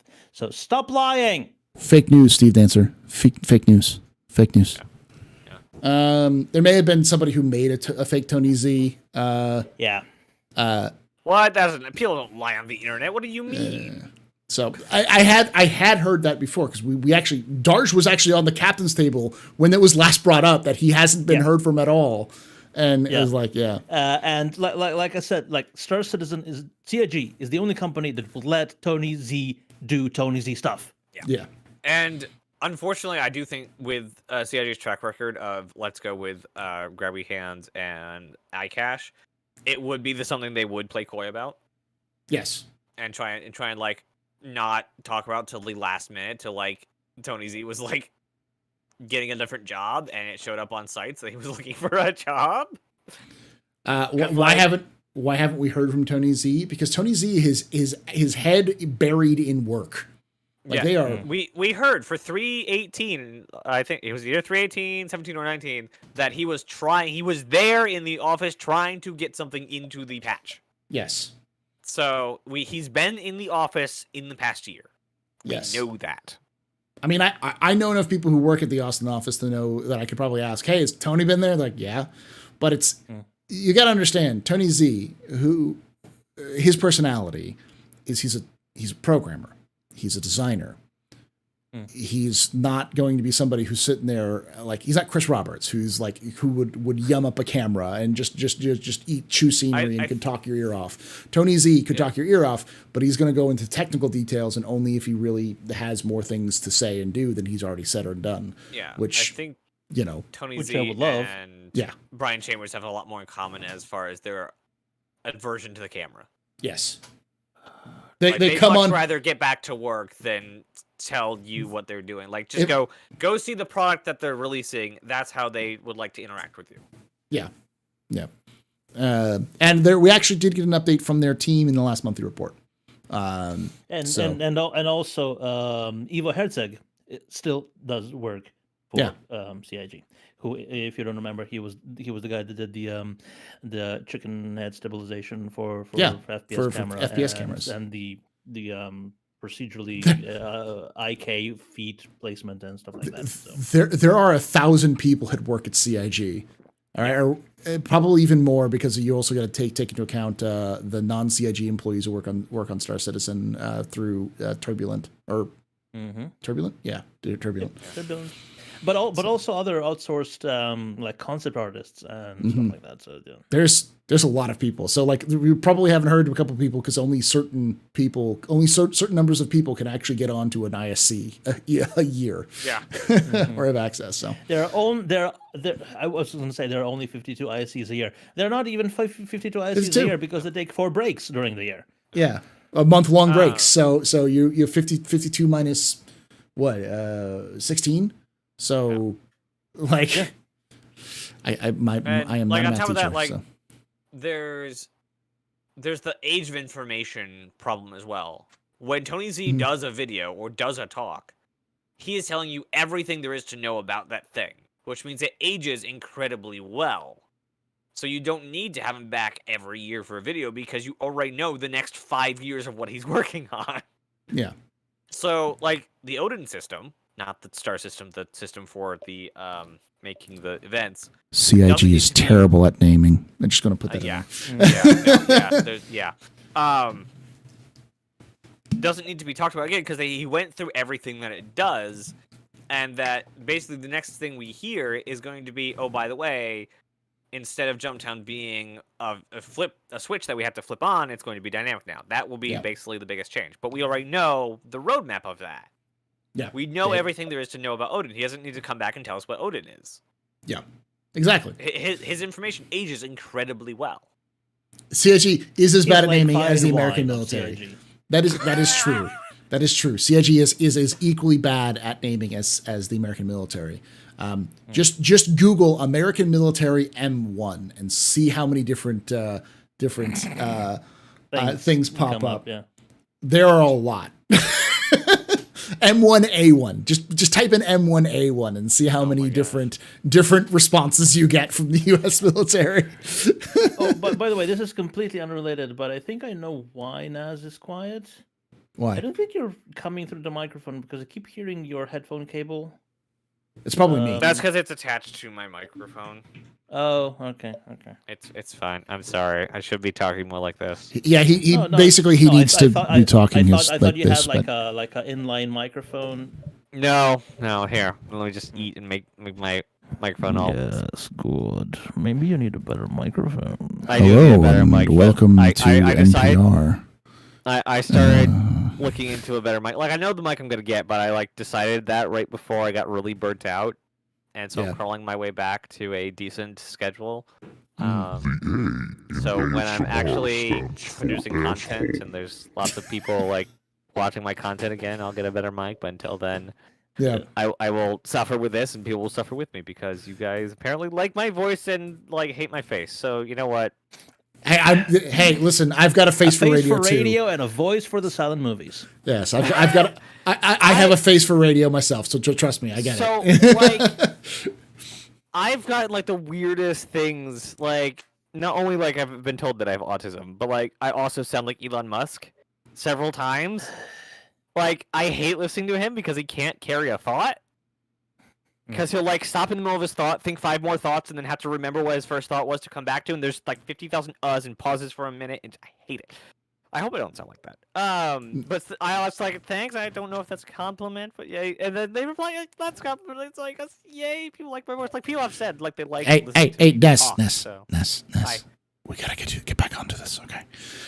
So I'll answer the question. I'll ask the question for you, Darsh, because you've already answered the question. Are we going to get Bounty Hunter version 2 for 320? Darsh, what do you think? Right. Oh yeah, well. I don't know. It's like this CIG. I've been asking for this for like years now. Next to the roadmap, can we please get a list of dependencies so we know what task is waiting for what task? Okay. I actually have the answer for this, Mm-hmm. and you're not going to like it. The answer, because I actually have asked this many times, and I can already hear if Jake, if you're listening to this, I'm sorry. I will simulate the Jake experience. I've got to back up. I got to back up for this. I do too. Stop asking it, because it's impossible for me to get enough people to do it. Everyone wants this. I don't have time for it. I'm only one person. Yep. Yeah, that's that. I mean, 100%. Like I have brought this up with Jake in person before, and he has said that. Tree can vouch for it. It's actually was brought up in conversation when Tree came up to have dinner with me and Jake about that. So, What Jake needs to do is he needs to start clipping all of these or having like a recording when he talks to people. They, not he. They. What they need to do is record the people asking him in person, clip the people that on Twitch streams that ask him, and take all of that and weekly send CI like other his higher ups like all of the messages that he gets for this feature until they give him the amount of manpower he needs. It's not at Jake; it's at his higher ups. Well, they just need programmers. He needs programmers to program in all of those parts because they have the dependencies. They know they know where it's supposed to be. It's just a matter of getting all of that stuff together to put it in a programming. But that those people are doing other things for the website currently. So yeah. But that way I would be able to give you a more educated answer. I don't know what other things Bounty Hunting 2.0 is waiting for. So it's like I would love to. I would love it. I would love to have it. I would love to stick downed NPCs into my ship and take them to one of those things to deliver them for money, because that's not dystopian at all. Star Citizen is a dystopia. What they need to do is microtransaction all of their extra features. Oh God! Like there's a subscriber for video production. There should be a subscriber for roadmap updates, a subscription for site updates, a subscription for gameplay on the site. All right, moving on. Okay, so this is an interesting one because this is actually in reference to a video I just did on the Bengal carrier, which, by the way, what the hell? So I released that video 4 hours ago. Do you want to know how many views it has now? 5,000? Yes, 5,000 views. That should be 42. It will get to 42,000. I am shook at that status. It's just like I did that. Never happens. It happened to me last video. I'm like, that's fine. It happens every so often. No, it's going again now. It's even higher. It's been the last one. It's like, please stop. You don't stop. Give him more money. Give him more ad revenue. Eventually, so he can pay me for overlays. He can pay Darsh for overlays. He can start doing this full time, higher quality. Eventually, CIG will hire him, and it'll be the lore overseer of. Oh God. No. The entire game. No. I don't want to do. I don't want to do UI for Star Citizen. Work for Zane and have an internal meltdown every time. Like programmers like, hey, by the way, we need to fix. Just Darsh just throws something. She eats something. So basically, Paul's going to be put into the game as the old lady from Star Wars that yells at Obi-Wan for losing a planet. Yes. No, what's that one from Game of Thrones? The old lady who's like, tell them it was me. That I want them to know it was me. Yeah. That's gonna be me in game. I'm just gonna be like why did the Vandal invade? Tell them it was Paul. Paul did it. But this is a question that kind of deals with that. Am I the Unknown Guardian asks? Am I the only one who still has this dream of finding a derelict Bengal carrier, no matter how unlikely it is to actually happen? No, I think a lot of there people. There are going to be so many turf wars over those Bengals. Yes. Yeah. Like you'll find it.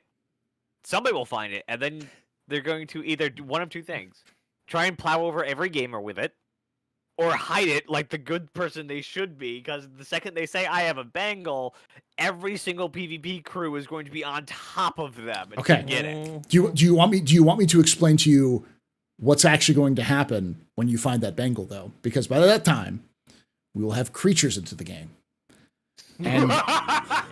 And there's a reason why a Bengal was derelict and abandoned and never picked up again. And all I gotta say is, I hope y'all called the Nostromo. No. I hope y'all brought some flamethrowers because you're gonna need them. Yeah. And do you know why the Bengal is abandoned? Because humans are crunchy and taste good with ketchup. All right, next question. I think the answer is yeah. I think everyone wants that kind of thing. Just because it add more seeing a giant, because it's a kilometer long. Seeing a kilometer long derelict is nuts. Go ahead. I just want to find Pegasus. You want to find Pegasus? Yeah. What's your ship? I don't want Bengal. Because like that's way too much ship and it's too big guns. I want the giant ship for shipping ships. Yeah. Okay. All right. Next question comes from Ionic Gecko, who asks, what are the possible hidden features or ninja features / missions that haven't been talked about that could end up in 320? I know one. They've been talking about it, but they only mention that they've been working on it, which is a new mission or a new event, but specifically the Dusters gang.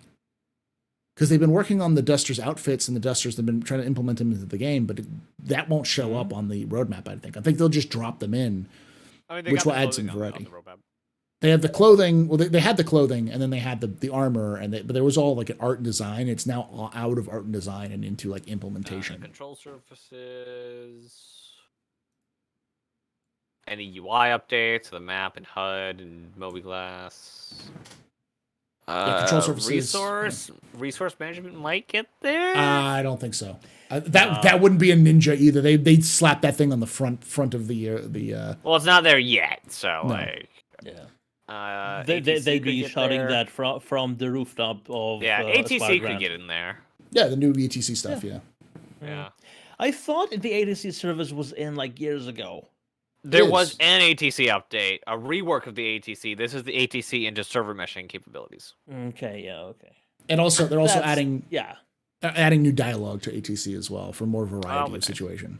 So I want the ability to request a specific type of landing, because like now the pads on stations don't really work. They don't do anything. Yeah, they do. You can I've always been request. It always gives me a hanger. Like, it does. I just need to repair my ship. You just land. You just land. You just land on. You don't even have to request. Yeah. Oh, okay. Yeah. And you can still repair and everything, and then that's nice. But you can't store them, so it just stays there. So if you want to store a ship, you need to fly into a hangar. But if you just want to like drop off a box, it'll be better because then there's a chance for your ship to not be automatically stored and your mission failing and. Blah. Yeah, they fixed that anyway, but it's like if you're just running in and back out, it's easier to just land on a pad and go to the elevator. Yeah, you know how they have those giant doors on the landing pads? Those are cargo elevators. They have the and they have the remote control ship thing feature coming in eventually. It'd be nice that they would, because you can't store your ship because it won't blip out of existence. They want to avoid that. It'd be nice if it just opened the door. Pilot your ship into the door, close the door, blip your ship out of existence. But that's a hangar. Well, yeah, but like if you land on the pad.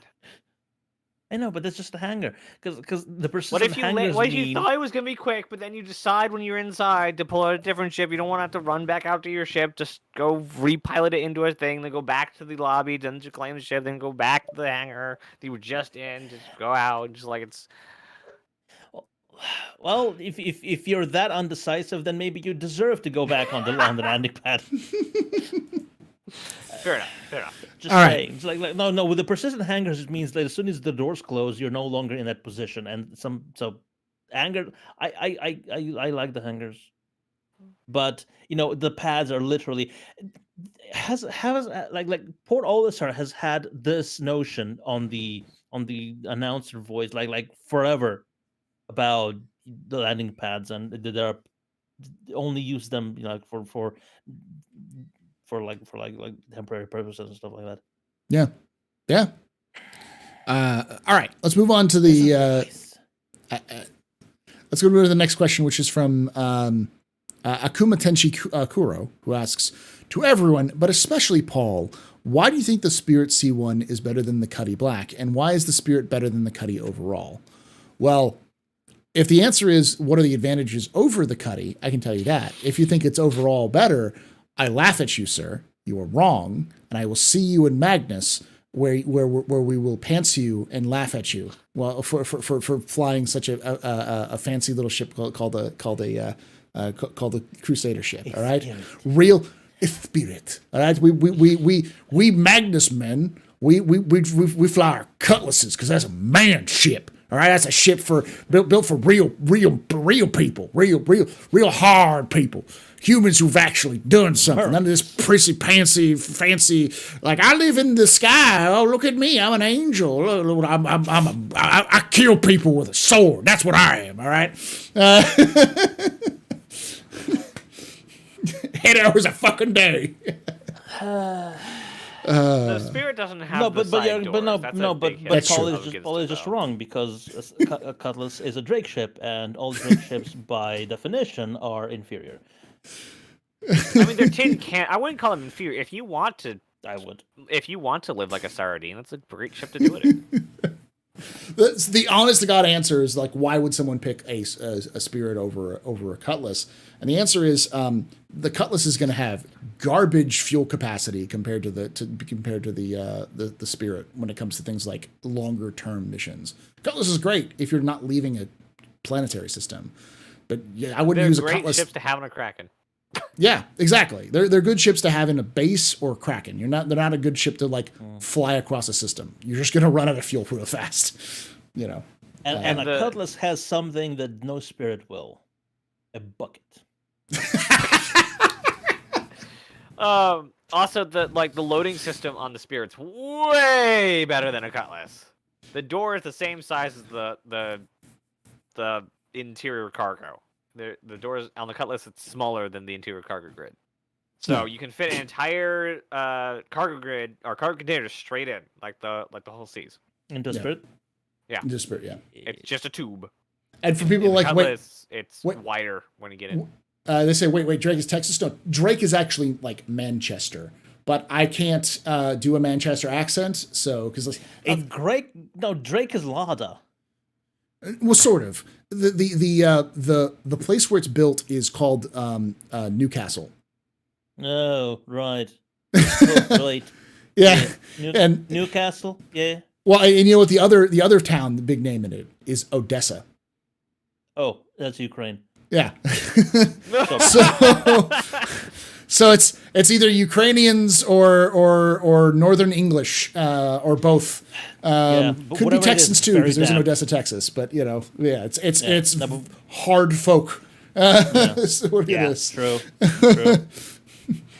Hard folk with weird accents. We did a survey and wanted to know if our Cutlass customers wanted more amenities on board. It said, we got our bucket. We're fine. We've got a bucket. We need nothing else. No, but the red actually has a toilet. Yeah, that's because you got to save the fancy people from dying. You need a toilet. Yeah, that's no. Not Yeah, so if they have the runs, if the only reason why transporting them is because they have diarrhea, you need a proper way of disposing of their product. Yes. All right, next question comes from Monster Avi. This is great. This has been a fantastic episode, by the way. I'm not even joking. This has been fun. Monster Avi asks, do you think manufacturers will get more detailed focuses, like how Crusader seems to be focused on planetary entry, lifting, and Atmo, with VTOL/control surfaces, and lacks things like docking collars for space zero-G work?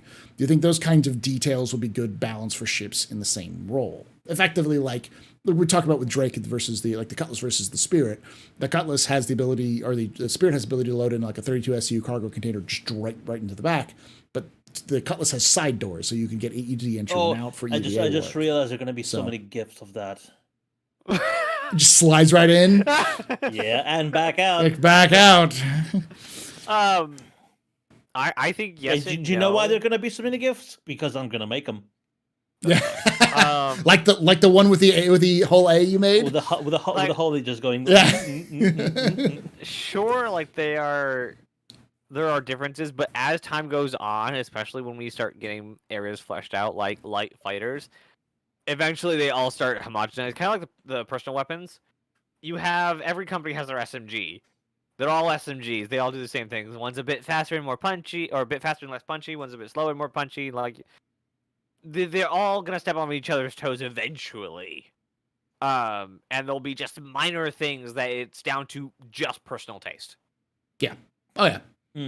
There will 100%. You could easily effectively the same role for every single manufacturer, make the same ship that does the exact same thing, and people will still have their choices. People like the Drake aesthetic. Some people like the Origin aesthetic. Some people like the Aegis aesthetic. Like it doesn't really matter. People will choose based off of if it looks cool or not. That's an easy way of balancing it too. I can't wait till I get my whole C so I can yeet my whole, Hercules out of the stratosphere. I'm so done with having to walk through 3 doors to get to the freaking chair.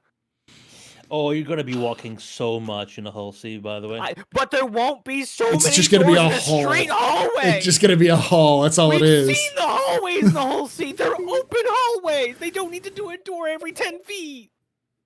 True, but no. The best thing about it is like if you're walking down the spindle, like the interior of the spindle, and it starts expanding, the corridor is just never going to end. Shot. I need to get that on video. That's freaking. That's SCP. That's SCP right there. SCP whatever number is. That's what it is. The whole sea that never ends.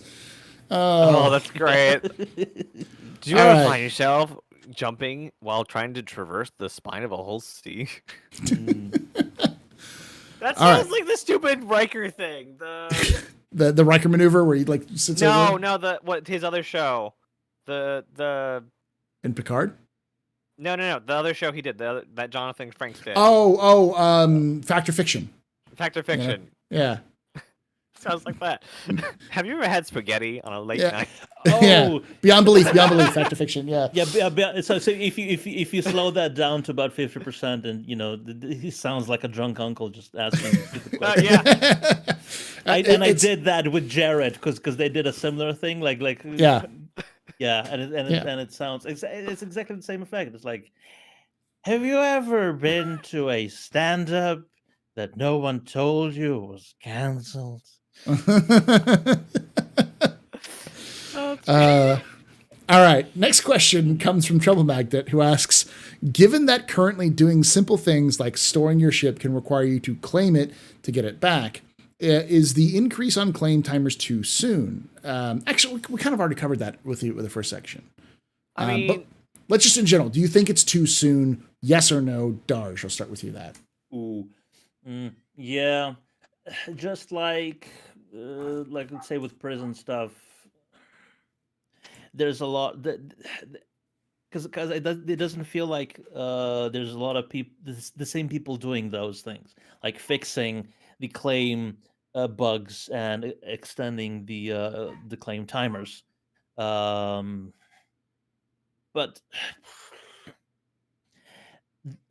the thing is, like the more people that start complaining because of those errors, maybe that will bump up the bugs up the tier list, so they'll get fixed sooner. Yeah, maybe actually get work. I'm going to take the avant-garde answer of saying I think it is too soon, but I don't care. because I don't think it's that much of a big deal. I think it's much. All I'll say is, no, it's not too soon. Refer to my lengthy answer in part 1. Like, if stuff done. If CIG decided to take it off tomorrow, I wouldn't care. If CIG decided to keep it, I wouldn't care. It's one of those situations where I get it. It's going to happen eventually. So if it happens tomorrow and we have it with bugs, okay. If it doesn't, Paul, but okay. what if Jimmy cracked corn? Then I don't care. I just don't care. I refuse to give a shit about it. I understand why people do. I like, this isn't like a me being like, oh, you're wrong in your opinion. It's one of those things that does not affect me in nearly as much as it does other people. Because you have so many ships. Yeah, because I have so many ships. No, because like my main way of playing the game is with like my Aurora. So with my Zero to Hero account. So it's like, okay, and I most of the time, and this is, I don't think this is just a Star Citizen content creator thing. I think it's most Star Citizen things. If I'm like, okay, well, we need this specific ship. If I'm with a bunch of people, someone will be like, I got it. Like, yep. True. Also, has anyone ever compared the expedite time price versus rental for a day price? Oh, it's much higher now. It's much higher now. The expedite is, yeah. It's very much higher. So, it's like so 3 million. Just claim it and go rent a ship. Yeah. Interesting. If you get access to it, yeah. Yeah. That may be the reason why the question was asked about if they're pushing more rentals, because that could also be the response to like, just rent the ship, you get it right away. Yeah. So somebody said Argo Solo Salvager. I just thought of a great idea for that, and basically it doesn't have cargo; it just pops it out the back. It just poops cubes it up, pops it out. It just poops out salvage. RCP. So you have to park a Cutlass to it ass to ass. So it or just have like a Cutlass standing by with the doors open, or a Caterpillar would be nice. Flop down the doors and have people tractor beaming up the cubes. The cubes of poop. The cubes of RCN poop. Because that's the only way I'll ever see it, if it poops it at the back. Wait. There's an animal that has cubicle poop. I think. Is it like a beetle? It's a marsupial from Australia. God, it's on the tip of my tongue. Yeah. Wombat. A wombat. So. They poop why cubes. Isn't there like a Drake wombat? Why did they call it the vulture? Should have called it a wombat because it poops out cubes. All right, let's move on to the next question, which is from Fastcart, who asks, I almost said Fairasalt, and he was going to get angry at me because that always happens. I do that all the time, and it's F names and like names that have similar like beginnings. Like just my brain just goes, that's the same thing. You may have dyslexia. Probably. I do. Fastcart asks, hey, Paul, it's the anniversary of your moving, right? It's also the anniversary of you getting that nickname again. Happy anniversary. I hate Which you. nickname? Golden Showers? Yes. It's around that time. This is the time when I moved to Texas 7 years ago. So, all right. Fastcart asks, it's now May. On what date do you expect CIG to drop CitizenCon details? Because they said they're going to do it in May. Oh, did they? I think so. Oh, I missed that link entirely. I would say the week before for Invictus, like maybe the Monday before Invictus would be my guess. Because there's no way they're doing it during Invictus. I would say during Invictus. Why? Because it seems like... So we have the 15th and the 22nd, yeah. So I'm going to go with the 29th, okay? Okay, there we go. There we go. Whole month is covered. Let's see who's right. Without going over. Without going over, right. Monster Avi asks, along with the hull talk, do you think they will offer kits like the Privateer to take your whole C to discreet or whatever the whole D military was? Not in the future. No, I don't think so. Yeah. Basically, the allure beyond a cargo ship to ship just massive quantities of just anything and make wicked amounts of profit is the modularity put forth by these. You can ship a container, a ship, or we can put just tons of turrets on it. Yeah. In or theory. like Novas. landing pads or Just- whatever. Like Oh, anything. This thing can do almost any. Like CAG has so much leeway just to attach that because it's just a mag plate. It's just a mag plate. You can put ships on it. You can put rooms on it. You can make a flying apartment out of your ship. yes. What the lore is that they built a movie studio on several of them. They did. Like Yeah. they on have E, I'm no guessing. limit to this thing. I think so. No limit. It is the but most it's a modular grav- ability ship. It's got grav panels. Those panels are all Oh, gravity also based. grav. Or the spin. Oh, Oh, not so, mag? Okay, cool. Yeah. Well, I think probably both because for a ship you would want gravity because it's not magnetic. It's some sort of interlock with the specific system that the cargo containers use. Yeah. There's a specific type of system that uses not just magnetic, but also it's both. I think It's kind of with magnets, but you can just put a It's steel thing and it will get as- sucked down.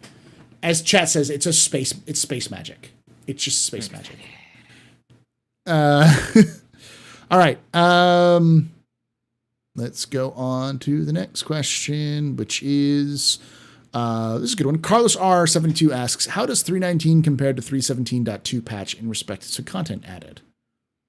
I would say 319 is probably heftier than 317.2.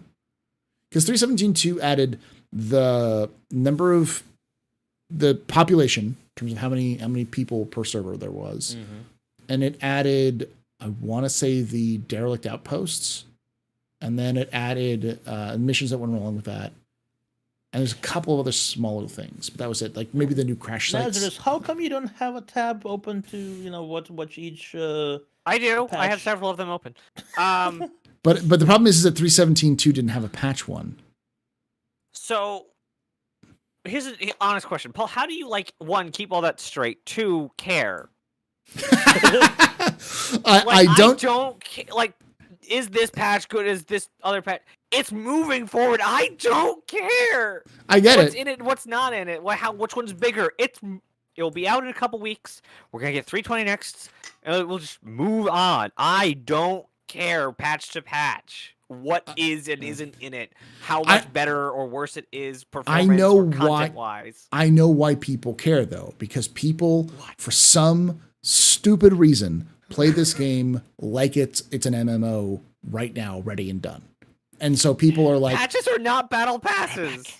okay, I know, but people still want to play it if they're like, hey, is this patch worth getting? Because there's a lot of people who played 318 and didn't want to play 318 or 317 because they knew they're going to get wiped. So they stopped playing and they're going to come back at 318 so they can continue their progress, and then stop playing 318 because it was so busted, and so they're not going to come back. That's the problem, is that like there are people who want to play the game as a game. And I don't understand that mentality. I respect it. But like, I played it as game before there was game. Like, I literally made a video trying to faking a cargo run before we had landing zones. I played the game before the game existed. I get it, but at the same time though, I get the reason why people have this kind of question, because they're like, I want to play this game because I'm excited about it. Is this worth me coming back and instead of playing another game? It's more of a, should I play this or not? Rather than let's compare patches and see which one's the best ever sort of thing. There's new missions, I guess. There's more gameplay. There's more ships as always, as ever.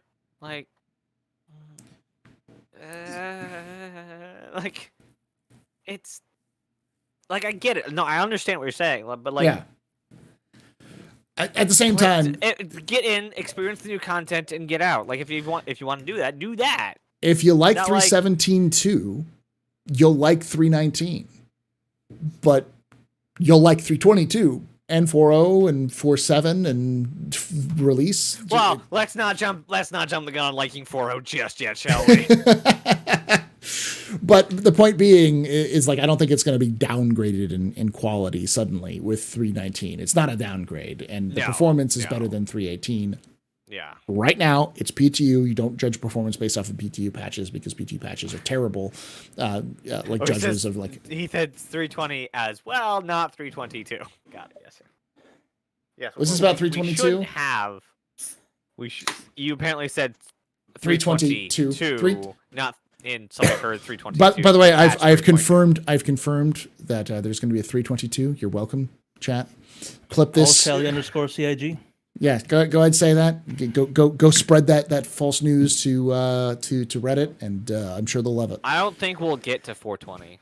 I sadly I don't think we'll get to 420. That would be Because so. because the thing that we're basically we have server meshing. Once server meshing solidifies and we get server meshing and quantum in, there's a good chance that they're going to start holding back development content and going into a beta state. Mhm. Yeah, and then we'll go back to 1. So this is Alpha 3.19. Then Right. we'll go Beta 1.0. Don't catch my teeth. We're just here to crush your dreams, Fast Cart. That's what we have to do. I'm sorry.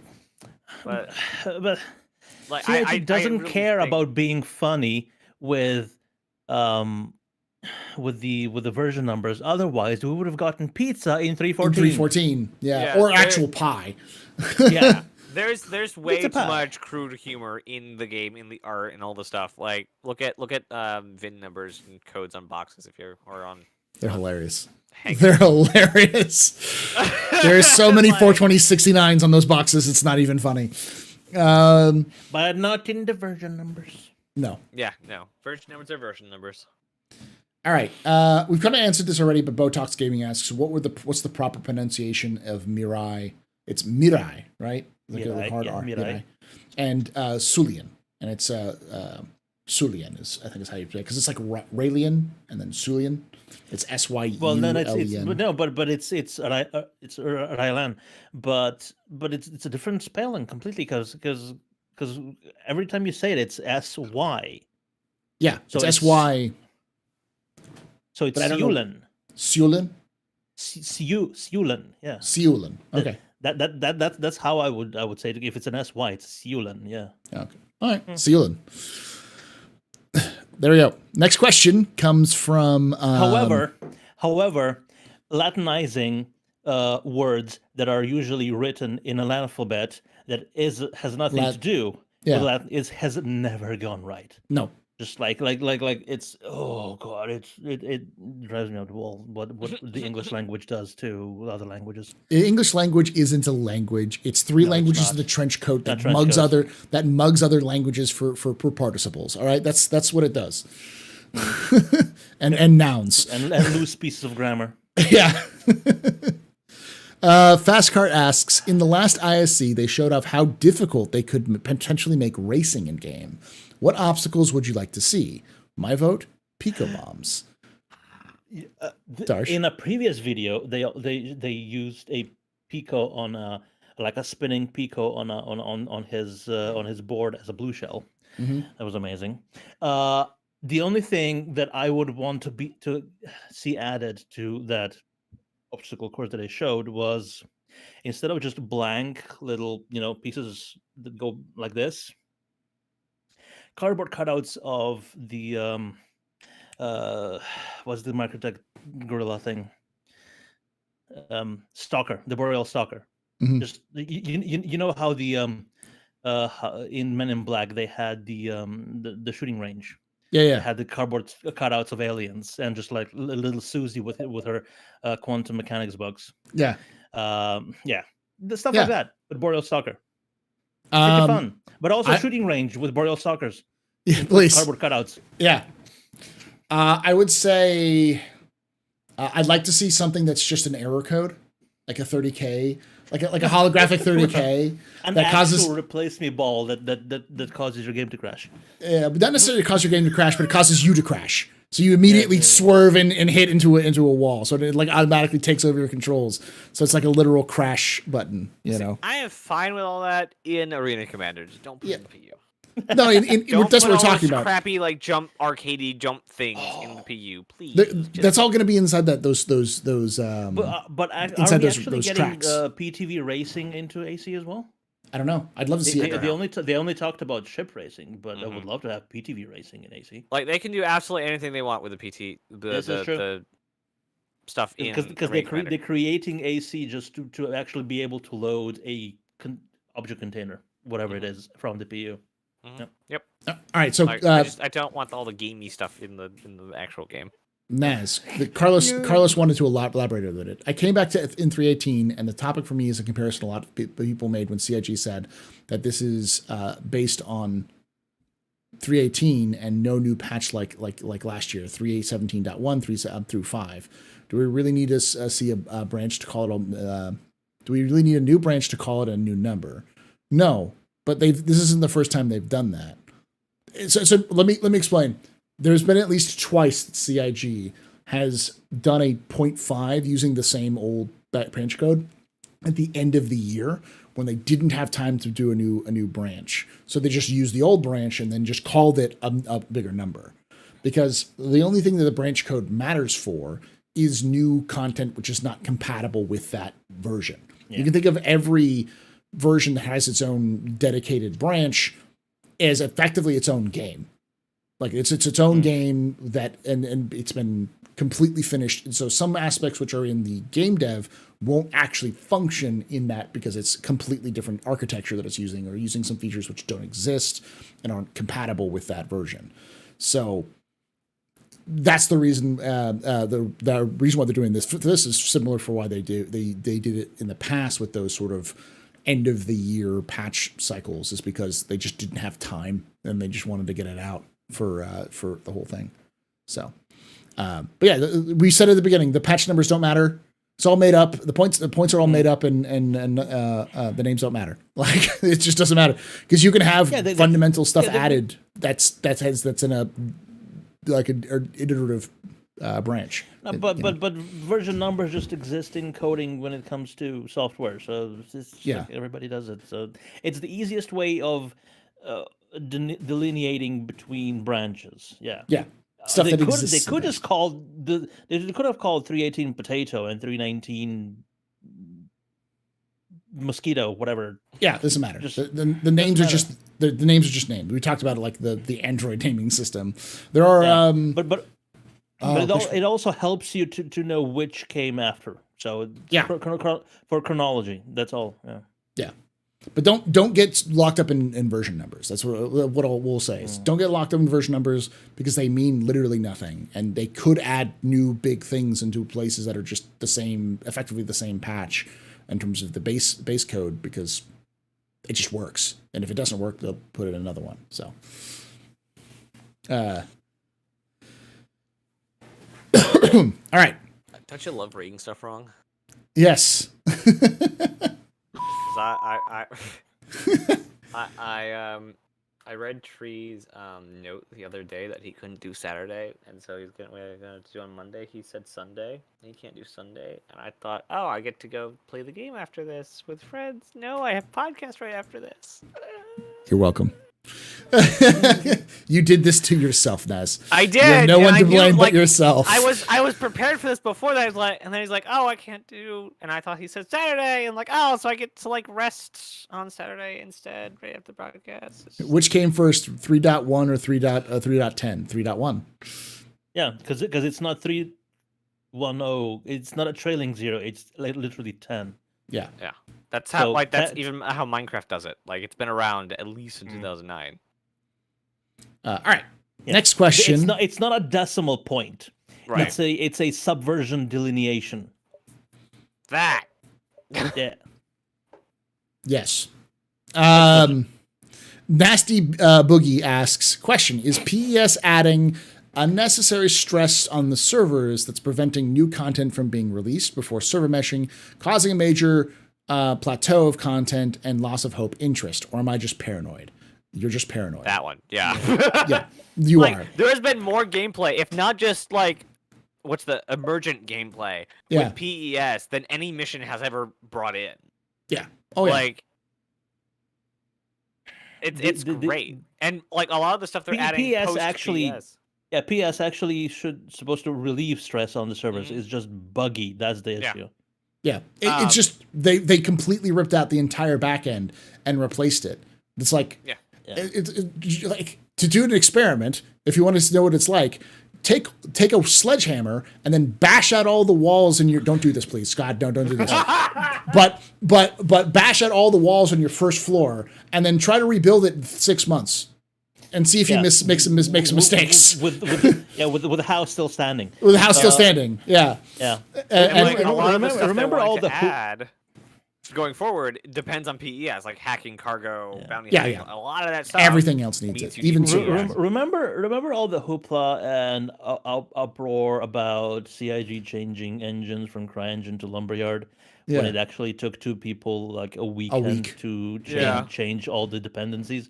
This has been in the works for over a year now, like over 2 years. This is just because it's not a graphical end part of it. This is a bigger upset in probably one of the biggest changes in the engine ever in CIG in Star Citizen history. Yeah. I don't even think that adding server meshing will technically be bigger for the code base because that's on top of the foundational current technology. Foundational, yeah. Yeah. And they've even said PES that. was changing the foundation. Yeah. So they actually just they'll have to lift the house and put another floor in instead of removing the foundation and replacing it. While it's still running, yeah. Yeah. I will say if you're upset if anyone here is upset by like how long it's taken Star Citizen to develop, note that this whole method of release is the reason why it's taking Star Citizen as long as it's taking for it to release, because it takes. If you couldn't play the game, it'd be out already. Yeah.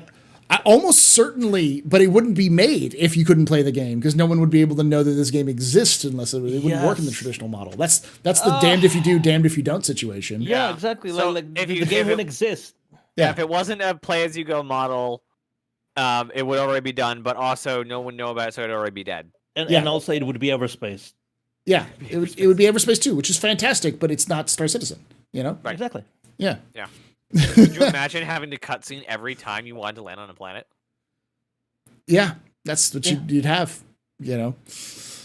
So yeah, I mean, yeah, and I agree, chat, X4 is fun, but it's not Star Citizen. Like Press X to land. I mean, there's still that button. It's hold N, but yeah, it's fine. You don't have to. Yeah, you don't have to. You can just press I and the ship will fall. And or I'm just sure crash. Starfield is going to be fine and it's going to be great with all the cutscenes for landing. It's fine. But that's not the point. We've talked about this earlier. It's like I'm tired of people comparing these games together when they're fundamentally different games. It's like no one compares Fortnite with Arma, but they're the same. They're both shooters. You know, like no one compares compares Mass Effect to Final Fantasy VII, even though they're both RPGs. Yeah, like even Fortnite to Apex, they both stand very much on their own. Yeah, it's a completely very much different people in those kind of two games, even though there's some bleed between them. But because they're all set in space, people assume that space games are like the same, and I agree. Genre is important, and I too love space games, but they're not the same. They're Tarkov to SC. What? Who? How? Oh, everybody. Like a lot of people. Yeah, but isn't Tarkov round based? No, it's open world semi. Like it's open world, but you have like X amount of time to like get in, get out, and then it resets. Kind of. No, but it's not gameplay wise how the FPS handles with the inventory and stuff like that. Yeah, and how brutal it can be when you die, you lose your shit, that kind of stuff. It's similar. So like it has 4 tires and an engine, so it must be a sedan kind of thing. Kind of, but I mean, there's a lot of bleed over. Who was it? Like it's like defined human as a featherless biped or something like that. That was Aristotle, and it was not Suetonius. What was his name? Also brought in a plucked chick and said, "Behold, a human." Behold, Plato's man. Plato. Yeah. Plato's man. It was behold, Plato's man. Yeah. Diogenes. Thank you, Jaded. Yeah.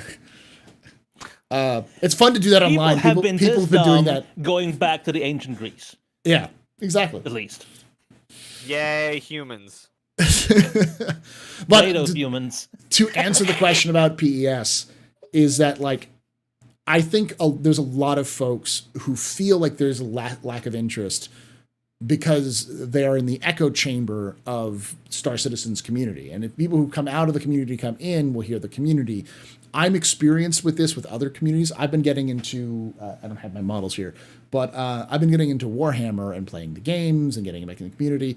And the one thing I've learned from the Warhammer community is that the worst part about the Warhammer community is sometimes the Warhammer community, because there are just people who just always, the sky's always falling. Everything's terrible. The community is dying. But the thing is, that is the actual lore of Warhammer 40K. It is. So it kind of makes it, yeah. But the point is that, like, but you look at the numbers in terms of sales that they make, you look at the events they have, and you look at all of the details. It says, no, it's a growing community, and there are lots of other things. And I think that's the same thing that's happened with Star Citizen. So Star Citizen is a growing community. They're on par to make as much money this year as they did last year, which was a record-breaking year, despite all of the problems they've been having. So that it's easy to fall into that echo chamber, and it's easy to fall in the echo chamber if everything's fine and everything's on when everything's on fire.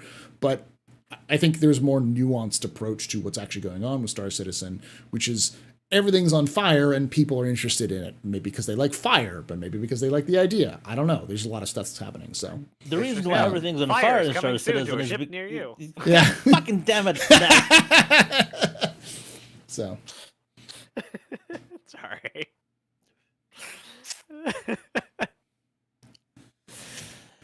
All right. Anyway. Last question. Oh, really? Shit. Is from Nasty Boogie, who asks... Hold on. I need to ban someone. Yeah, because it looks like it's you could speak the language I don't. It looks like it was... Oof. Yeah. Yeah. I mean... I saw that last part. Yes, I saw that last part right now. Yeah, please do. Or didn't. Yes. Thank you. All right. I mean, it's still in chat over here, but unfortunately, I mean, I'm sure there's a lot of this is because I banned somebody earlier who was one of those sorts of folks who was bad apple. So they're them apples. Anyways, the last question is: do you think freight elevators and persistent habs will come together for or will come together or far apart?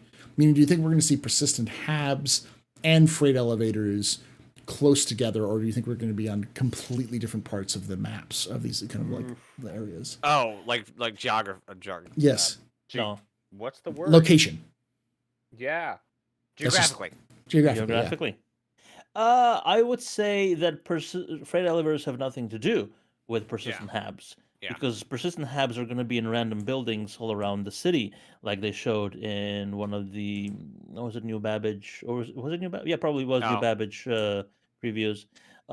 Freight elevators are going to be at the spaceport, at the hangar. So Yeah. Who was the question by? Nasty Boogie. Oh. Somebody else asked chronologically. Chronologically, I think they're like one or two patches apart because the only building tier we've got... The only building tier that they have in game, the first one they showed, was a player hab. Yeah, that's obviously pretty high on the getting in game. But I think like the technology that handles persistent hangars and persistent habs, with sort of reshuffling of like unloading and reloading of instancing inside the same building, is it's connected. So as soon as one of those is done, I'm guessing like the next patch the other ones will be in, or probably in even the same batch. Yep. Because we have the assets. At least we have the assets for the interior. We don't have the new floors, because those are going to look nice because they need to fit into the new buildings. So, I don't know. So technologically, they're connected. It just depends on if the assets will be there or not. Yep. Yeah. I mean, that's basically it. I don't think it's hard to tell with that one because freight elevators is almost certainly going to be coming in 320, but we haven't. And persistent habs is on the progress tracker and has been worked on, and they may have messed up and meant to say persistent hangars. Because persistent hangars and freight elevators are connected. They're more connected than you realize. Yeah.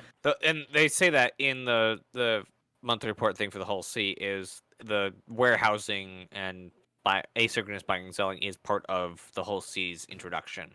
So persistent hangars are a thing, and in the fact that you can actually store your goods in your hangar, aka your like locational commodity warehouse. Next week, ISC is about 320. So there's a good chance we'll hear more about that. Almost. I bet it won't say player habs, because I think player habs is one of the things that they're not going to talk about till they have a. They have functional building interiors. They will show off the whole sea. They will tell us about the new mission type, and they will talk about the ship trespass, but they will not hard confirm anything about the whole sea, but they will mention that they're trying to get other things in to support the whole sea, because that's how CIG works. They don't know if they can make it for the whole sea or not, so they're going to be cheeky and use weasel words, because they know that if they say something definitive, then people will put it up on the promise board and go, "You promised this and you failed to do this. Lol, you're bad." So they just stop doing that. So, I want persistent player habs. There we go. Just to buy furniture. I don't be able to buy furniture. I do too. I'm so you know what I'm so tired of. I'm so tired. Sims. I'm so tired. I do. I want my Star Citizen everything game. I'm so tired of having all of my habs pre-decorated with garbage I don't want. All right? If I'm in my hab, I want it empty, and I want to be able to decorate it. All right. That's one of the big things, like for me in ships right now. Like I walk into a ship and there's like stuff like mementos on the shelves and things, and like from other people, and food in the cabinets that I can't touch, and the freaking plushy Ursa in my Herc that I can't pick up, and I hate it. And I hope as they move forward, like specifically now moving forward, ships that go through that polish pass are having their items removed as the interaction team builds all their props. It's like, we can do that now. We have PES. Get all the crap props out of my ships. They've even talked about that stuff, though. Like, someone's asking, wait, do you think they're going to actually make a persistent habs you can customize? Yes, that's definitely in the plans. Yeah, but the original idea for persistent habs was you get a spot and you build out modularly an entire house. Yeah. Inside of a building. Similar to what they do with GTA Online. But yeah. I for persistent habs, I just want there to be 4 blank walls when you get in, and I bet like half of the people that get persistent habs are just gonna have like a mattress on the floor and nothing else. That's fine, but that's not me. It's going to be fantastic. It's going to be glorious. I think you should. Your how many stripper poles, Paul? Yes. I think the hab you get and have to pay rent for, and you choose what aesthetic you want based on how much money you want. So you can have like the higher end habs based, so you can have a hole in the wall, very small, basically what we have now for like almost no money that monthly recurs, like our insurance and stuff does, because that's what player habs are going to be. Yeah, but rentals should be fully equipped, because they should have some just for full walls. Yeah. But if you own one, it should come empty. Yeah. And is there going to be many millions? You should be able to, like, I think the base style of it should be, like, instead of, like, getting into an empty room and being able to, like, I want this an industrial-looking wall, I want this a luxurious wall, and, like, being able to modularize like that. You basically buy the aesthetic. I don't think you'll be able to do that. I think the aesthetic is going to be tied to the location. The location. Well, I think you'll have some buildings which will have aesthetics differently as well. They showed this off with the Lorville recently. Like, if you have a hab in one of those buildings that's closer to Central, you'll probably have more fancy upscale look versus like the ones. But it'll still be in the same design language, so you won't have like a complete different. You won't be able to put. What's up with my camera? I don't get it. It's not your camera. It's the link. I gotta regenerate the link because it's an old link. So okay, it'll still look like if you're on Hurston, it'll still look like Hurston, but the higher up you go, the more it'll transition towards like the concrete and obsidian with gold accents, and if you're like completely plebeian, it'll be whatever we have perhaps right now. The industrial. Yeah, but on Microtech, the lowest one will be what we have as the starting point right now, and it'll just go, bigger. How much and, wooden marble do you want? Yes, exactly. But as someone chat said, this isn't happening in 2023. No, almost certainly not. No. Oh, no, We're talking. So I'm thinking that why persistent hangars and freight elevators will see sooner than HABs, because Almost HABs are going to be like a huge real estate thing that are basically just mean that we need the people- interior. Go ahead. yeah, will be Zoidberg homeowner. Yes. Instead of just like I wake up in a HAB and I can't get back in once the door closes because why? Yeah. I actually know I think I know what's going to happen. I think they're going to move the spawn areas. What's going to happen? What they're going to happen? Yes. They're going to move the spawn areas. And he's done. They're going to move the spawn areas to what we see on stations, a hex hotel, where you just have a little cubby as a hotel that makes sense. Yeah. Like the R&R like things. That'll be right next to the landing zone. So it'll be easy just to get up, go to get your ship and go and leave. Yeah. And then the actual HABs will be locations you can rent and all those sorts of things. And I feel like that's when we'll see a Spire Grand evolve into much more like bigger and more luxurious apartments. I think that we'll see like some of those places that we have now turned into hotels rather than being apartment complexes. And then the apartments themselves will be in the procedural interiors somewhere in the some of the places stuff. That we have apartments have they have voice lines for being longer stay apartments, like the Aspire Grand. Yeah, but they can also change those. Like development. I mean, that's true. It is alpha. They can change literally anything they want. Yeah. They could. I mean, they just have to make it fit inside the building of a Spire Grand, because I kind of don't feel like they're going to be changing that. Yeah, the Aspire Grand may change to another location, and that's just that just gets changed into a different building entirely, and just move that building somewhere else.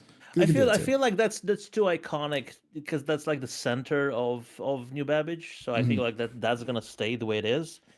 Oh right. Yeah, that's I keep forgetting. They may change the aesthetic of the interiors then to be more. Yeah. But hotel. Exterior. So yeah, but because we have like only like the top like couple floors are what's actually accessible. Like most of the building is empty. Yeah, so you may actually be apartments too, but I'm just thinking more like the Arms apartment in Lorville. Right. Yeah. I doubt that's going to stay there. I think that's going to be removed when they open up more apartments, and apartments will be more accessible somewhere else. But I wonder how they're going to change R-Corp, because R-Corp seems very constrained in terms of passageways. So underground, they'll have underground railways and stuff like that. And more plazas like Area 18. Yeah. Okay, I cannot wait to see the new whatever they redesign R-Corp to be. Yeah, because they're gonna have to read that do that too. All right, they've said once they start doing R-Corp, they have to throw out the entire thing and restart. Yeah. Thank you all for watching. Thank you all for hanging out. Thank you to Darionator and Naz. Make sure you're checking out Naz at the Nova Forge and Tree0311 with the Pathfinder podcast, as well as Nova Forge on Twitch and YouTube. And of course, check out jrdf.sc for your Star Citizen ships, which apparently have you all made the announcement of the new ships coming out soon? MSR has been announced. Yes, the MSR. That's going through final review with CIG right now. So that's just they're being printed. They're stock, and we're just waiting for CIG to confirm the last of the art, so we can also get the instructions and sleeves and sort of stuff printed, and then it's coming out. Other ships haven't been announced yet.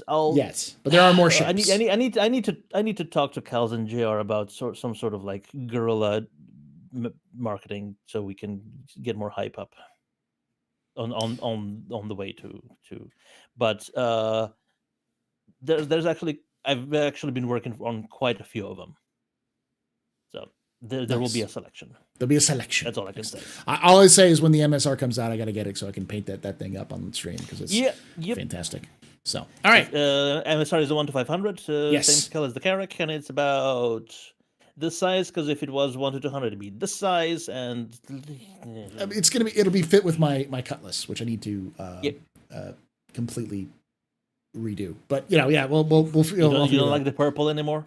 I do like the purple, but it's too purple. I need to have more variety. I need to do I need to do something stupid, which is called edge highlighting, and I'm gonna hate myself for the amount of edge highlighting I'm gonna have to do on that thing because it's got so many cracks. Yeah, well, Yeah. But that's a different topic. Thank you for joining us. Again, as always, if you enjoyed this, if you're watching this after the fact, you can join us live, twitch.tv/TheAstroPub, youtube.com/TheAstroPubLive on Saturdays at 3 p.m. Pacific, 6 p.m. Eastern. Come join us. You can come at, I usually stream a little bit earlier due to sometimes some gameplay, sometimes just hanging out beforehand. And I'll see you all next week, because next week we've got I think next week is... Double check this one because this one is there's one big one that's coming up soon.